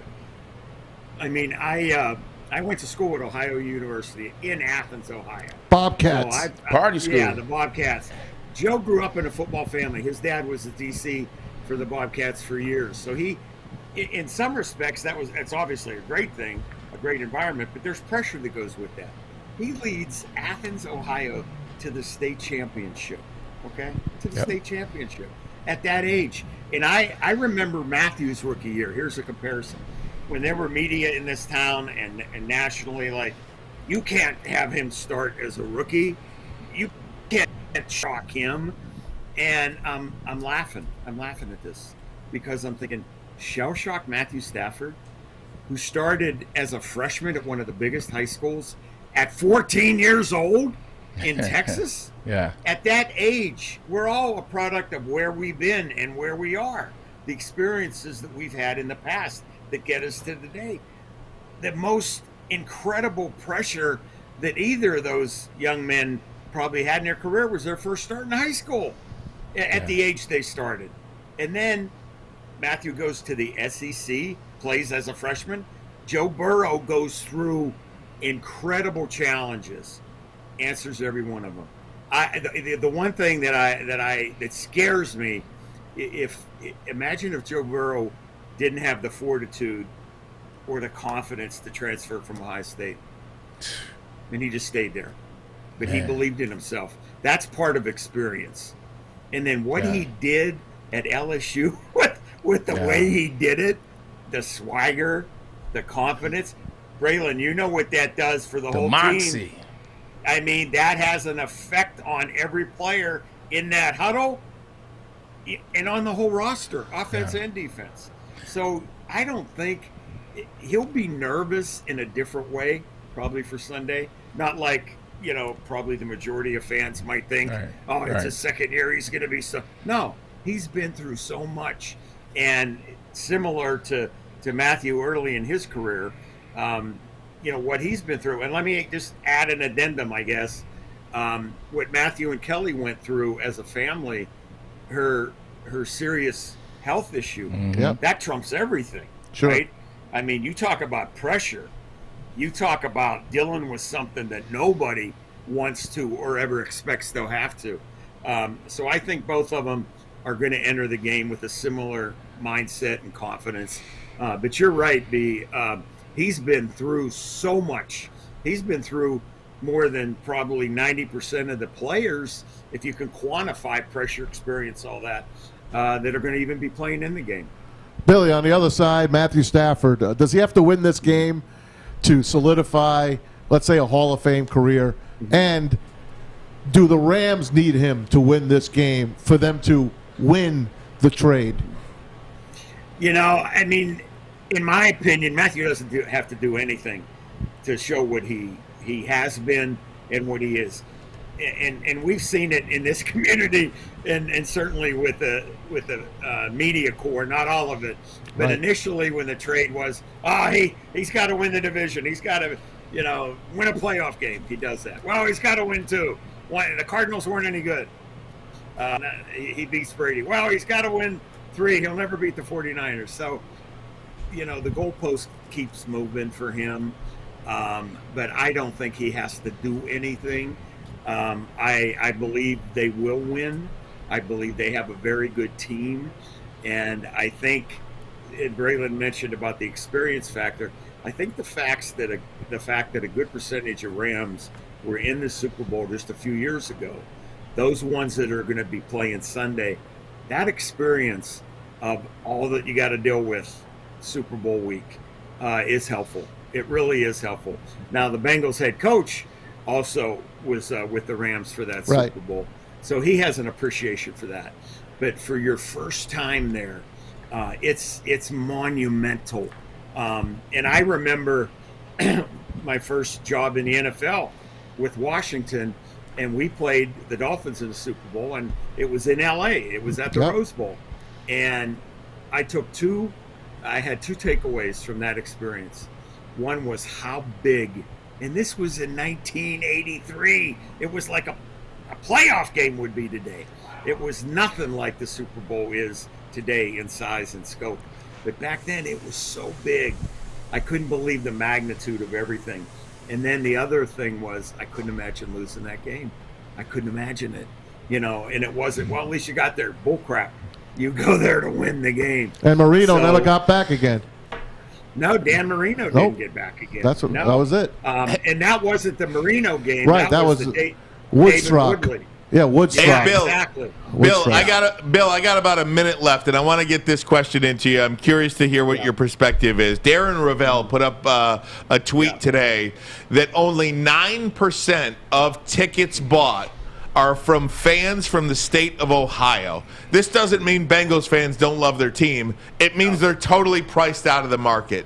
What has happened to this game that just the average Joe just got no shot at getting in? Nope. Well, I got about a minute left. Okay, I will qualify Ravel's, statement there.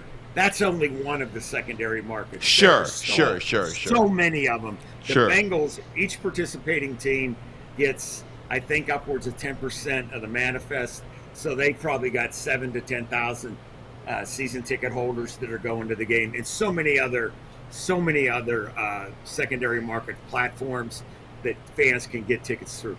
It is astonishing how the prices have increased. I remember that Super Bowl in Washington at the Rose Bowl. Every single ticket was $40. It's crazy, man. That's it. And now I think the face value is anywhere from a little over $1,000 to $5,000-$6,000. It's the reality of supply and demand. Do I necessarily like it? No. You want the fans to be able to participate that have been with the team and the franchise all those years. I don't know what the answer is. Do they have the lottery anymore, Bill? Do they have that lottery? Right. I'm not aware that exists, Tom. I really am not. They did, because I used to send in. They used to stopped exist. doing it. I sent in many postcards. Maybe I sent it to Santa Claus, but I sent them. That's right. I think I got a few of those. You guys got each other letters. Hey, I wanted to show you guys when I was at the Historian. I did some collecting and what have you, and I found Maz's midget helmet. Roman Gabriel. I don't think you can say midget anymore. Yeah, I found it. So I love it. There is small person. Is that a single bar? Roman Gabriel? Hey, Bill, we got. I love it. Bill, we got to run that's one Deacon of these Jones. days. One of these days, we got to get you in studio, man. We can sit and talk to you for an hour. All right, Bill, enjoy the game. We know you're going to be rooting for Stafford. What's that? My mom told me to tell you she loves How the long BK. can we talk to him? I can talk to him for hours. Bill Keenist, one of the greats. Thanks Billy. so much, Bill. We certainly appreciate it. Always a pleasure. Always. Currently working in the NFL Broadcasting Department as mama. a national game rep. Lions, longtime VP of Communications, and of course, historian of the Detroit Lions at the Super Bowl. I love his transitional phase. That he always does it so good. He was like, "Let me tell you a story." You're like, "Okay, we're in for something good here." I mean, seriously, the stories. I can listen to his stories all day long. I want that helmet. Yeah. I want that Roman He said Gabriel. it was yours though. Like, I is that love what it. you wore? I love it. All right, gang. I'm way over on a break. Got to get there now. We'll come back. More NFL honors. I do want you guys to hear. And Super Bowl memories. A story about Andre Whitworth and Derek Barnes. Just so breathtaking last night. Ermanni and Edwards. Woodward Sports Network, the bottom line.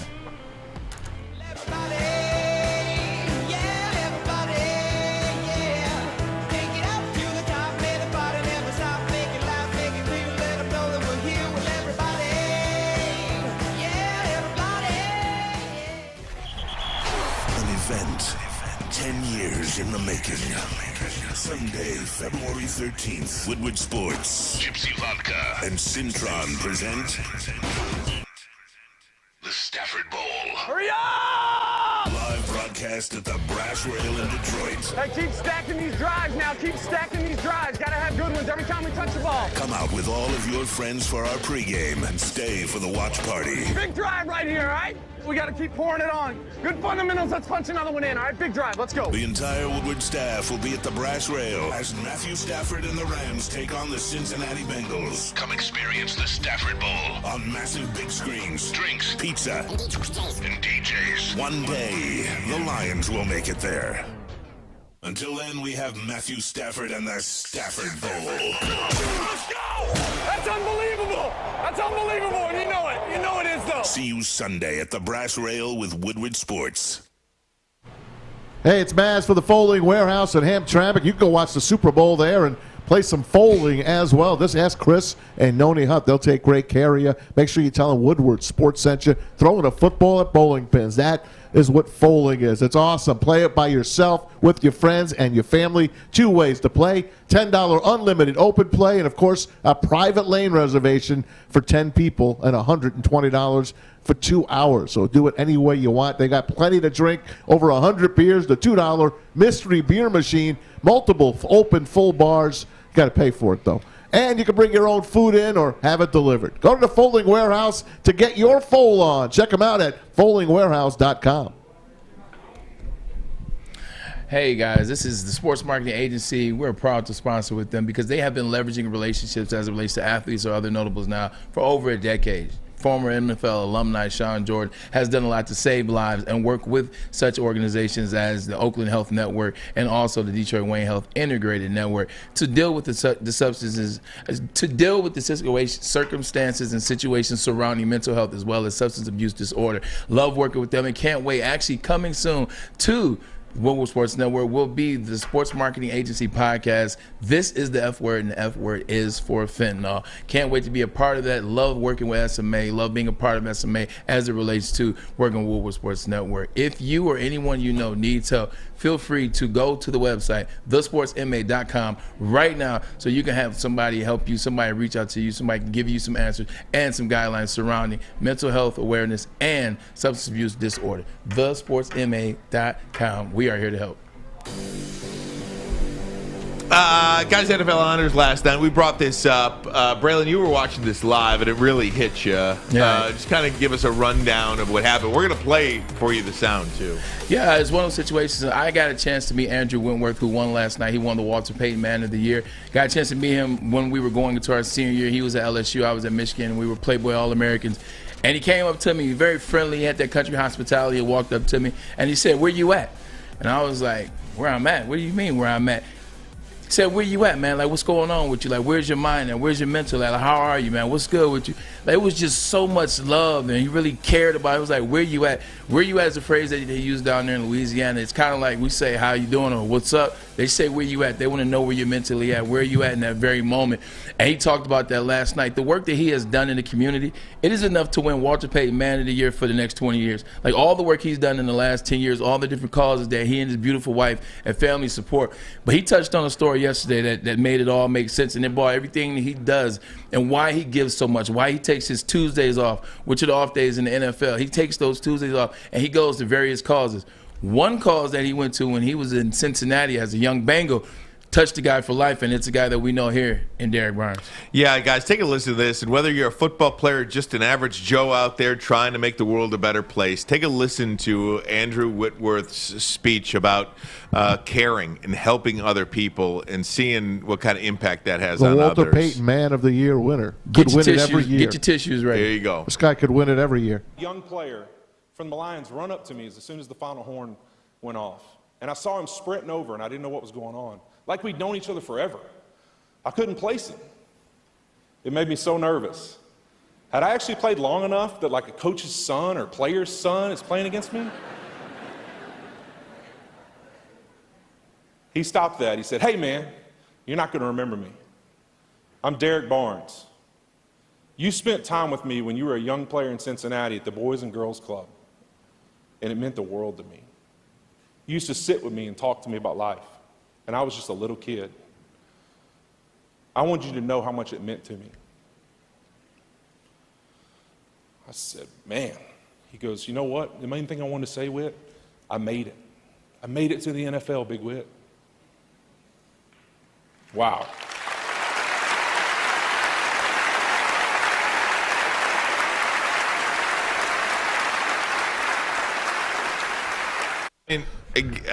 I got goose pimples, and How do you not? I mean, seriously, like it just goes to show you about taking the time. You can put all the money in anything you want, time, but energy. Nothing replaces time.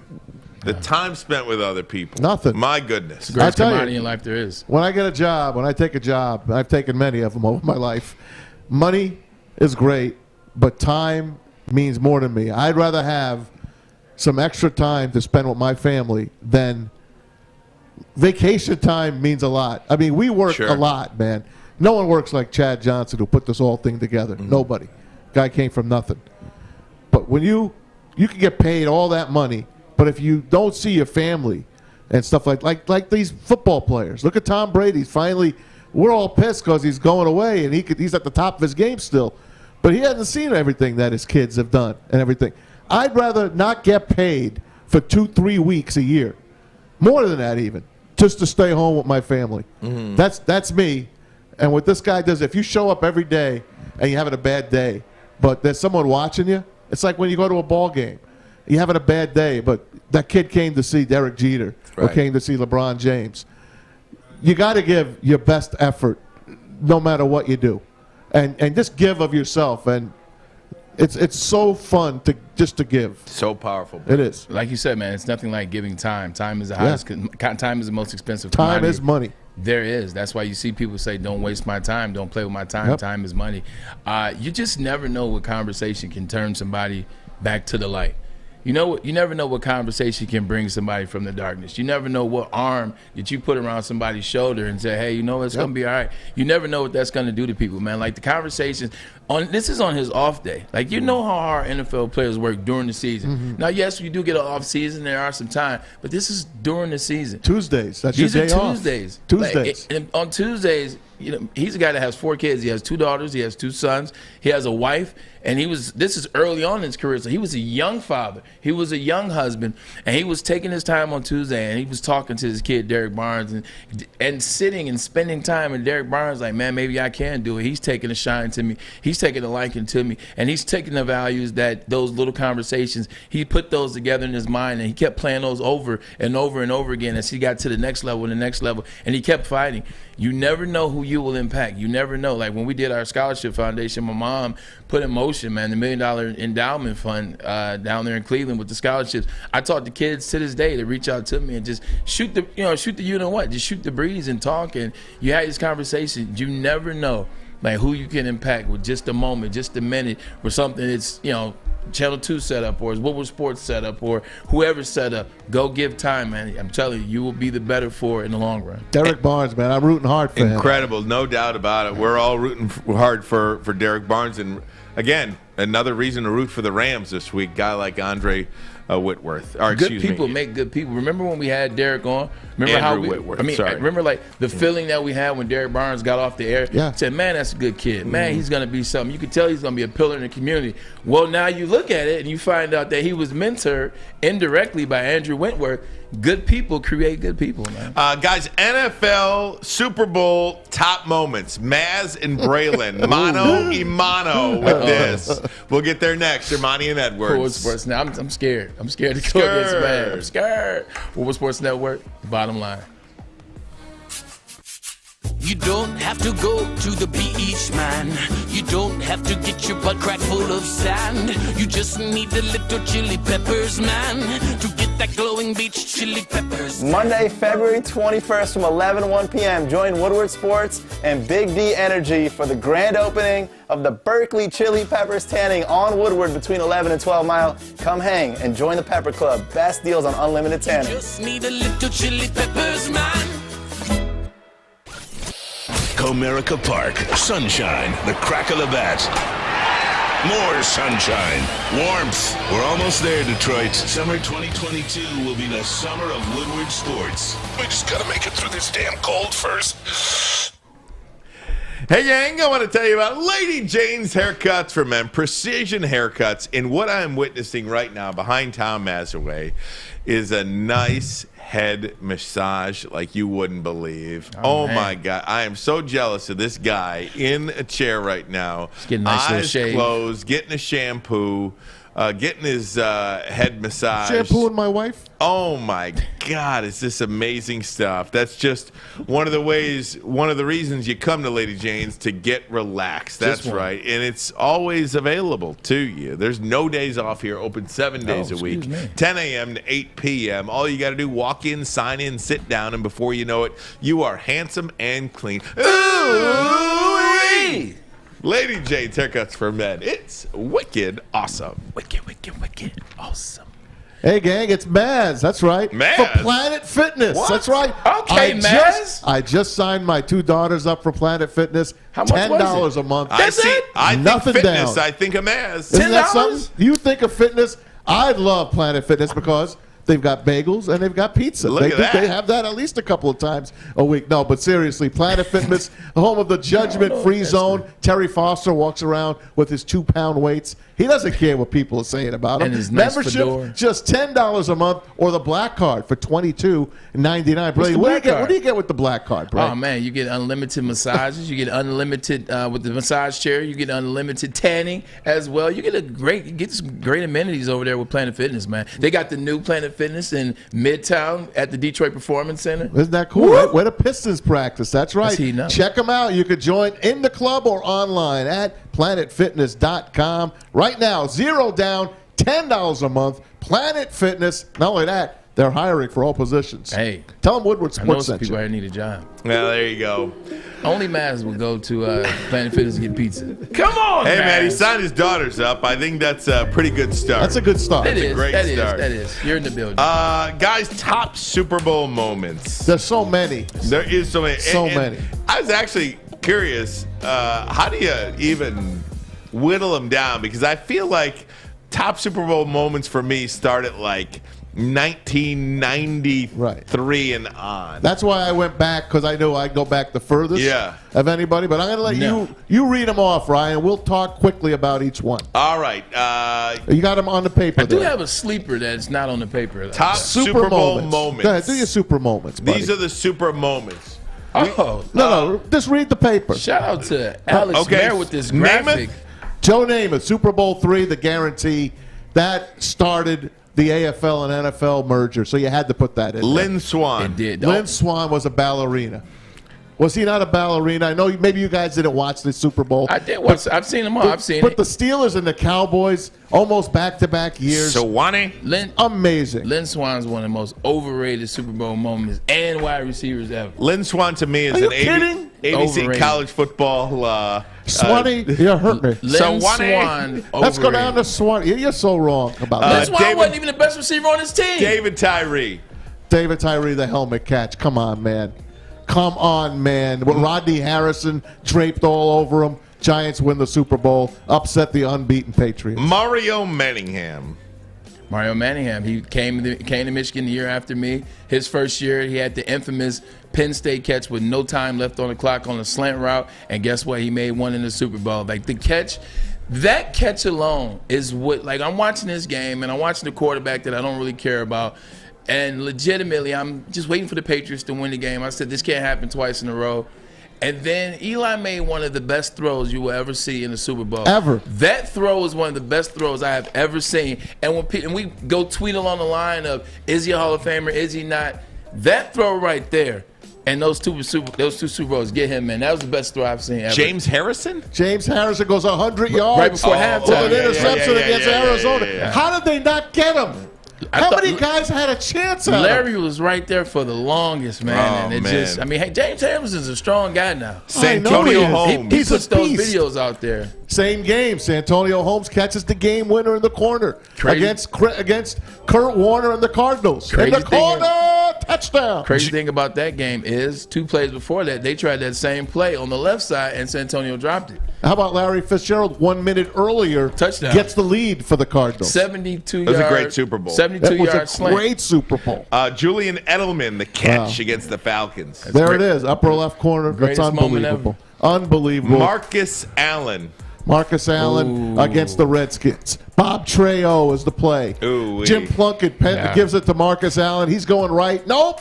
Let me go back the other way. Turns around the entire backfield. Goes left side, goes 45 yards, Super Bowl MVP. Interesting thing about Jim Plunkett is people don't realize it was almost a bust.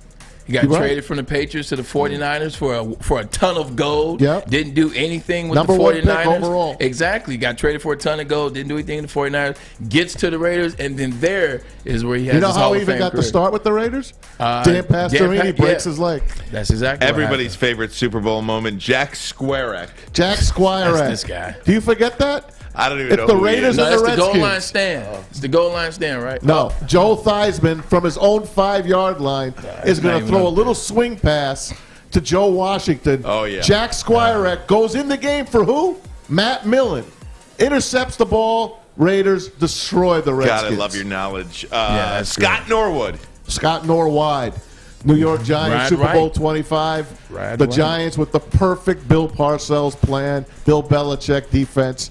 He misses wide right. Giants win the silver anniversary Super Bowl. Here's a little known fact about that one is that was a 47-yard field goal kick. That year, the accuracy from 47 and back, it wasn't 50 and back then. It was 47. There were a lot of misses that year at 47. That wasn't an in-the-bag kick. And I think his longest at that time was 48 yards. So it's a little known fact about that. Guys, we got to speed it up here. Philly special. Oh, come on. Unbelievable. Philly against the Patriots, the backup quarterback. Come on, man. If Tom doesn't drop that pass, Patriots win the Super Bowl. John Riggins. Riggins, we just talked to Bill Keenist about it. Riggins on 4th and 3 goes 45 yards to win that game. Super Bowl 16, San Francisco 49ers, goal line stand. There it is. Ken Anderson. They did 3 different runs with Pete Johnson up the middle. They didn't stop it. Danny Bunce and the rest of that San Francisco 49ers defense holds them on the goal line. Niners hold on to win that game at the beautiful Silverdome. Wow. Super Bowl 34, Rams. So I was that's the first Super Bowl party I ever threw. I was a sophomore. What was I? A sophomore or was I a junior? I think I was a junior. First Super Bowl party I ever had, man. We had it at my boy's house right there on Outer Drive in Cherry Lawn, in UD High School, or UD Jesuit High School and Academy, and the party was going great. Everybody's cheering for the greatest show on turf. I'm the Lone Ranger in there with an Eddie George jersey on. Yes, I said it. I was wearing an Ohio State jersey. Eddie George jersey on, and it looks like we're going to get it. It looks like we're going to get it. And then he got stopped at the 1-yard line, man. It's to this day, it's a heartbreaker. Unbelievable. I thought the Stopped at Oilers were 1-yard finally line. going to get a Super Bowl. And then Malcolm Butler interception. Oh, God. Dumbest the worst play call in the ever. history of NFL. I want to point something out for you guys real quick in this, okay? And I don't know if you're going to be able to hear me. White jersey, winner. White jersey, winner. Winner. White jersey, winner. Loser. White jersey, winner. White Winner. jersey, winner. Winner. White jersey, winner. Loser. 6 out of 8.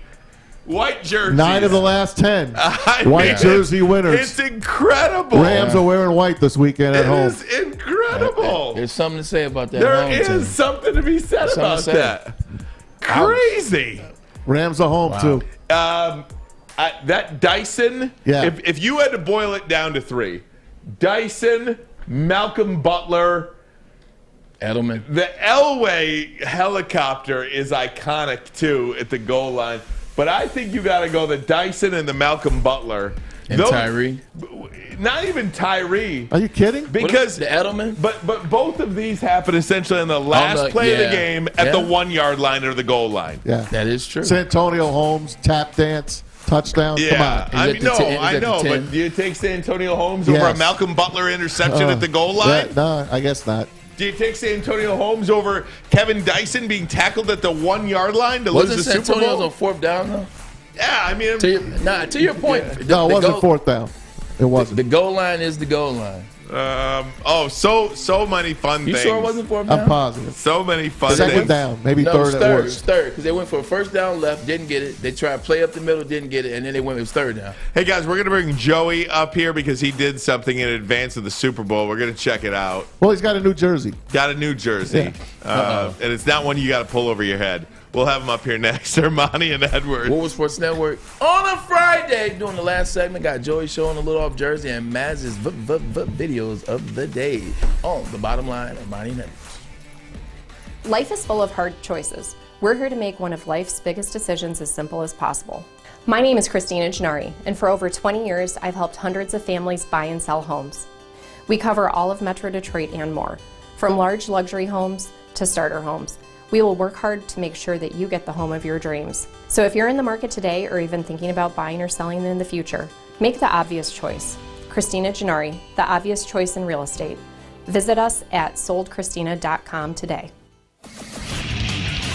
Get a shot up. This is for the win.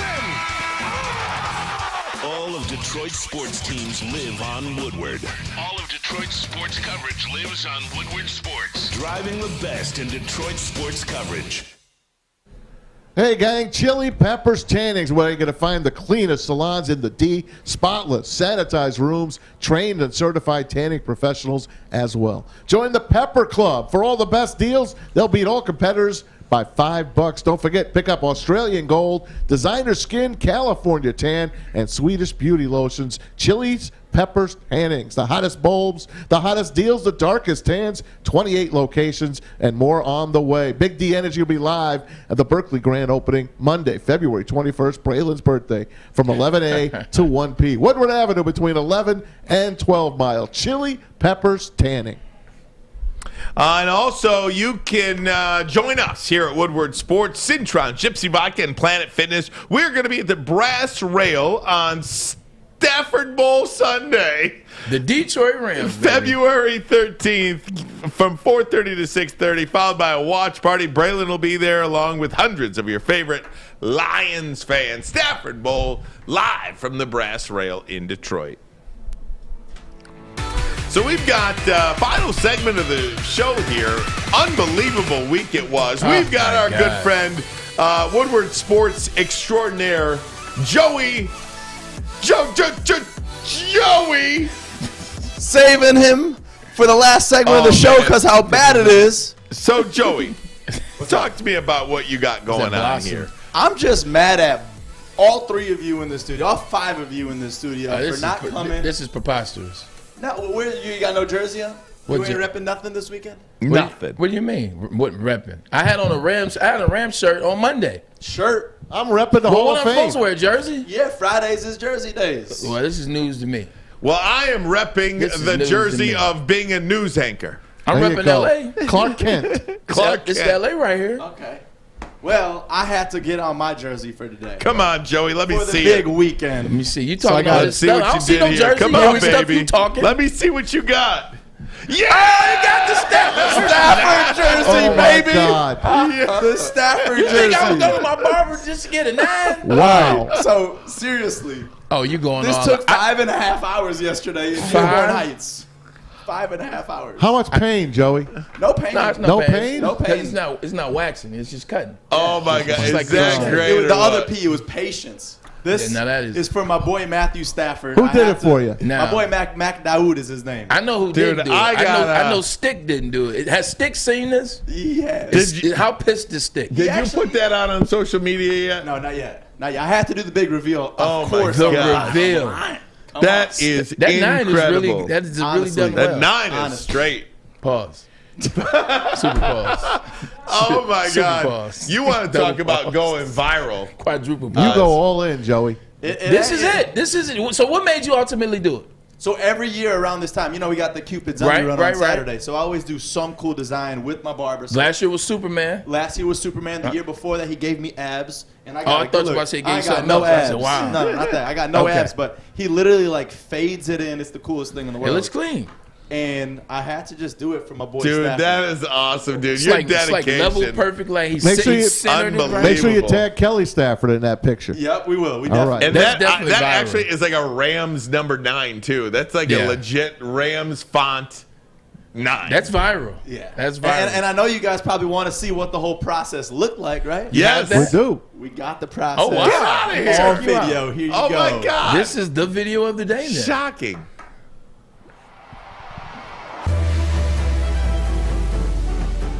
My man, you all done, brother? I mean, you know. Appreciate. Wait, all done. Yeah, be it done. No, Super Uh-oh. Bowl weekend. You got the private studio. My Matthew Stafford jersey. Dude. Get out. My Matthew Stafford. It's amazing, bro. Oh, that's a hell of a canvas. Just wait. It's a hell of a That's canvas. a hell of a canvas. Oh my God, dude. Oh, yeah, okay, little Beijing. little Beijing. Get that number right. Let it sit. Take a shower. Oh my God, dude. Is this sweet or what? Man, 5 hours. I was dying. Couldn't use your phone either. No, because I had to record. Oh, that's fire. Shouldn't you have been Dude. laying down for that? Wouldn't it have been more comfortable? Yeah. Wow. Like, you can be in Hollywood with that. Like, Bravo, buddy. I literally, first of all, the talent by the barber. What's his Bravo. name? Mac Daoud. Mac Daoud. Like that was crazy. Mac Daoud. Listen, Joey, when you put this out on social, not only put Kelly Stafford, but put Pat McAfee show. Because they have a producer there that is a Lion fanatic. Okay. All right? And I bet you they might just pick you up, man, and maybe put you on there. Like, Pat McAfee reaches tons of people. That's some dope stuff, though, man. You talk about the patience. Now, in Hollywood, that's one reason why I never wanted to get acting. I couldn't sit in no doggone chair forever as they was getting all the makeup and stuff. You'd be good, though. The whole time, appreciate that. The Tommy and Pamela deal, they say she has to sit in the chair 6 hours while shooting to put everything on to turn There's into all those prosthetics. It's like the breast, arm taste. She said the forehead was the worst part. Like getting the actual forehead right. 6 hours, 5 hours. Hey man, you did How long that. for the dude? Because he had to put that prosthetic penis on too. Man, all I know for is the that, frontal. That scene, I was all right. I saw enough. I'm good. Joey, I cannot wait to see what this does on social media I'm going too. shirtless for the next 2 days. I love it. You got the undie run tomorrow. It's perfect time for it. Unbelievable. What'd your wife think about it? She actually, when I came home, I came home at like 1:30 in the morning. So she Like, woke what up. She the said, hell? "Let me see." I know, literally there all night. I'm not joking. God She was bless like, "Let you. me see what it looks like." She said, I don't mind it because she's used to sleeping on my hairy ass shoulders and all that. So she's happy. She's like, yeah, get it off, get it off. Yeah, For she's like, sure, the dude. best part is when people like walk in because obviously it was like towards the end of his business hours days. He's like, what the hell is people are going on walking back in here? and they're seeing this like, what the hell is going on? Just a dude shirtless. Say, man, I ain't Oh seen my anything. God, I'm out. man. God bless you, man. That is I so left great. I left the DoorDash on the counter. I'm out. So you guys ready for the big reveal? Yeah. Man, show them. No way, baby. What's the big reveal? Mad you did it too? Sweater. No, I didn't do it. Oh, man. Sweater, man. These guys always want me to take my clothes off. While we got you here, Joey, give me a prediction for the game. Pain. Oh man, what was your prediction? Mads, again? 24-20 Bengals. Yeah, so he was 24-21, 24-20. Yeah. I was one up, Matt, so I was 24-20. Unbelievable. You like the Braylon? Rams or the Bengals? So I got to go with the Rams now. All right, so you're the opposite of I me. got to go with the Rams All right. now. I have to. I feel like I'm Yeah, all you in. have to. I have to. I've been teetering all week, having fun, but now it's time for the real pick. I'm going with the Rams, 34-17. All right. Yeah, I was kind of along those lines. Yeah. I think Rams like 28-9. Yeah. Something like that. 28-13. I get the story with Joe Burrow, and I get it all that, and it's great, and it is a deal. It is a story. It is inevitable that they're going to lose to the Rams. I hope just it's good. Too much stacked up against the Rams. Too much stacked up on the Rams side, and that offensive line. That is problem. Because, see, when you got Aaron Donald slamming Joe Burrow 2-3 times, when you got Von Miller slamming him down 2-3 times, that's very different than that's very different than the Tennessee Bengals, not to mention the Tennessee Titans, but not to mention on offense. When you're getting 4 or 5 sacks, that is the Rams. You got Matt Stafford going to Odell Beckham, going to Cooper Kupp, going to Cam Akers, going to Sony Michel, going to Higbee, going to Brantley. I just don't think they can overcome all that. How about you, Sam? What do you like? Rams 27, Bengals 14. The Cincinnati Bengals offensive line will not be able to block Aaron Donald, Von Miller, Leonard Floyd. They are going to sack Joe Burrow at least 5 times. Wow. Well, give this kid a show, will you, Joey? This kid's got it. This kid's Alex, got it. Your turn, Alex. Give me the Rams 27, Bengals 17. Ooh. Am I the only guy taking the Bengals? I think so. 20-14, Bengals. Actually, I'd rather have it 29-14, Bengals. You just switched up your score prediction. That's right, 24-20. Oh, I was like, wait, what? 24-20. Well, hell of a week, guys. Joey's week, got the undies run tomorrow, and then, of course, the Stafford Bowl party, 4:30 to 6:30, then the watch party at the Brass Rail, downtown Detroit on Sunday. So much fun. Hell of a show, hell of a week, guys. man. Thank you all for being a part of it. Everybody in the YouTube chat, thank you. What an incredible week numbers-wise. And again, find a friend. Let them know that Woodward Sports is here. If you could subscribe on YouTube. We are just shy of 20,000 subscribers on YouTube. And for a guy like Joey, who's been here since day one, I got to some believe it's admirers just out an there, Joe. incredible number to reach. So well, the thing about it, they're out there in Lady Jane's right now looking. sorry, sir. He's like, what the hell did I come to look at? When we add the bottom line to the network, that's when these numbers just started skyrocketing. So honestly, it's a round of applause to you guys all and everything that you do and all of your fans and supporters that watch the show every single day. We're a hell of a team. We're all in this together. They come to see Maz, man. There it is. They come to see Maz. We're just riding his coattails. All right, guys, we're going to get out of here. Braylon, have the honors, please. Hell of a week, man. Hell of all the week. All the guests that we had on this week, man. There were some amazing guests. We had people in the studio. Shout out to Wing Snob yesterday. That was amazing. Yeah. They came in. Shout out to Slice. Slice came in as well. Just been a great week. Planet Fitness Studio is looking bigger, better than ever, man. Shout out to my guy Sam, my guy Alex, Ryan, Maz. You know, we do this show collectively, and it is fun. Appreciate you guys. Ever since Ryan has been getting on you guys have been coming through in more ways than one. You make it fun to come to work. And oh, by the way, there is a big game on Sunday. Who you got? You got Joey Cool, or do you got the kid, Matt Stafford, that's looking for revenge? Tell you what, I think it's going to be Matt Stafford in a landslide. I'm Edward, Ermanni, Sam, Alex, Maz on the couch. And to my man, Joey, with the 9 on his chest. We'll see you guys later. We got the rest. And here comes Hamadou down the lane for a big-time throwdown. And the Pistons have trimmed it to 10.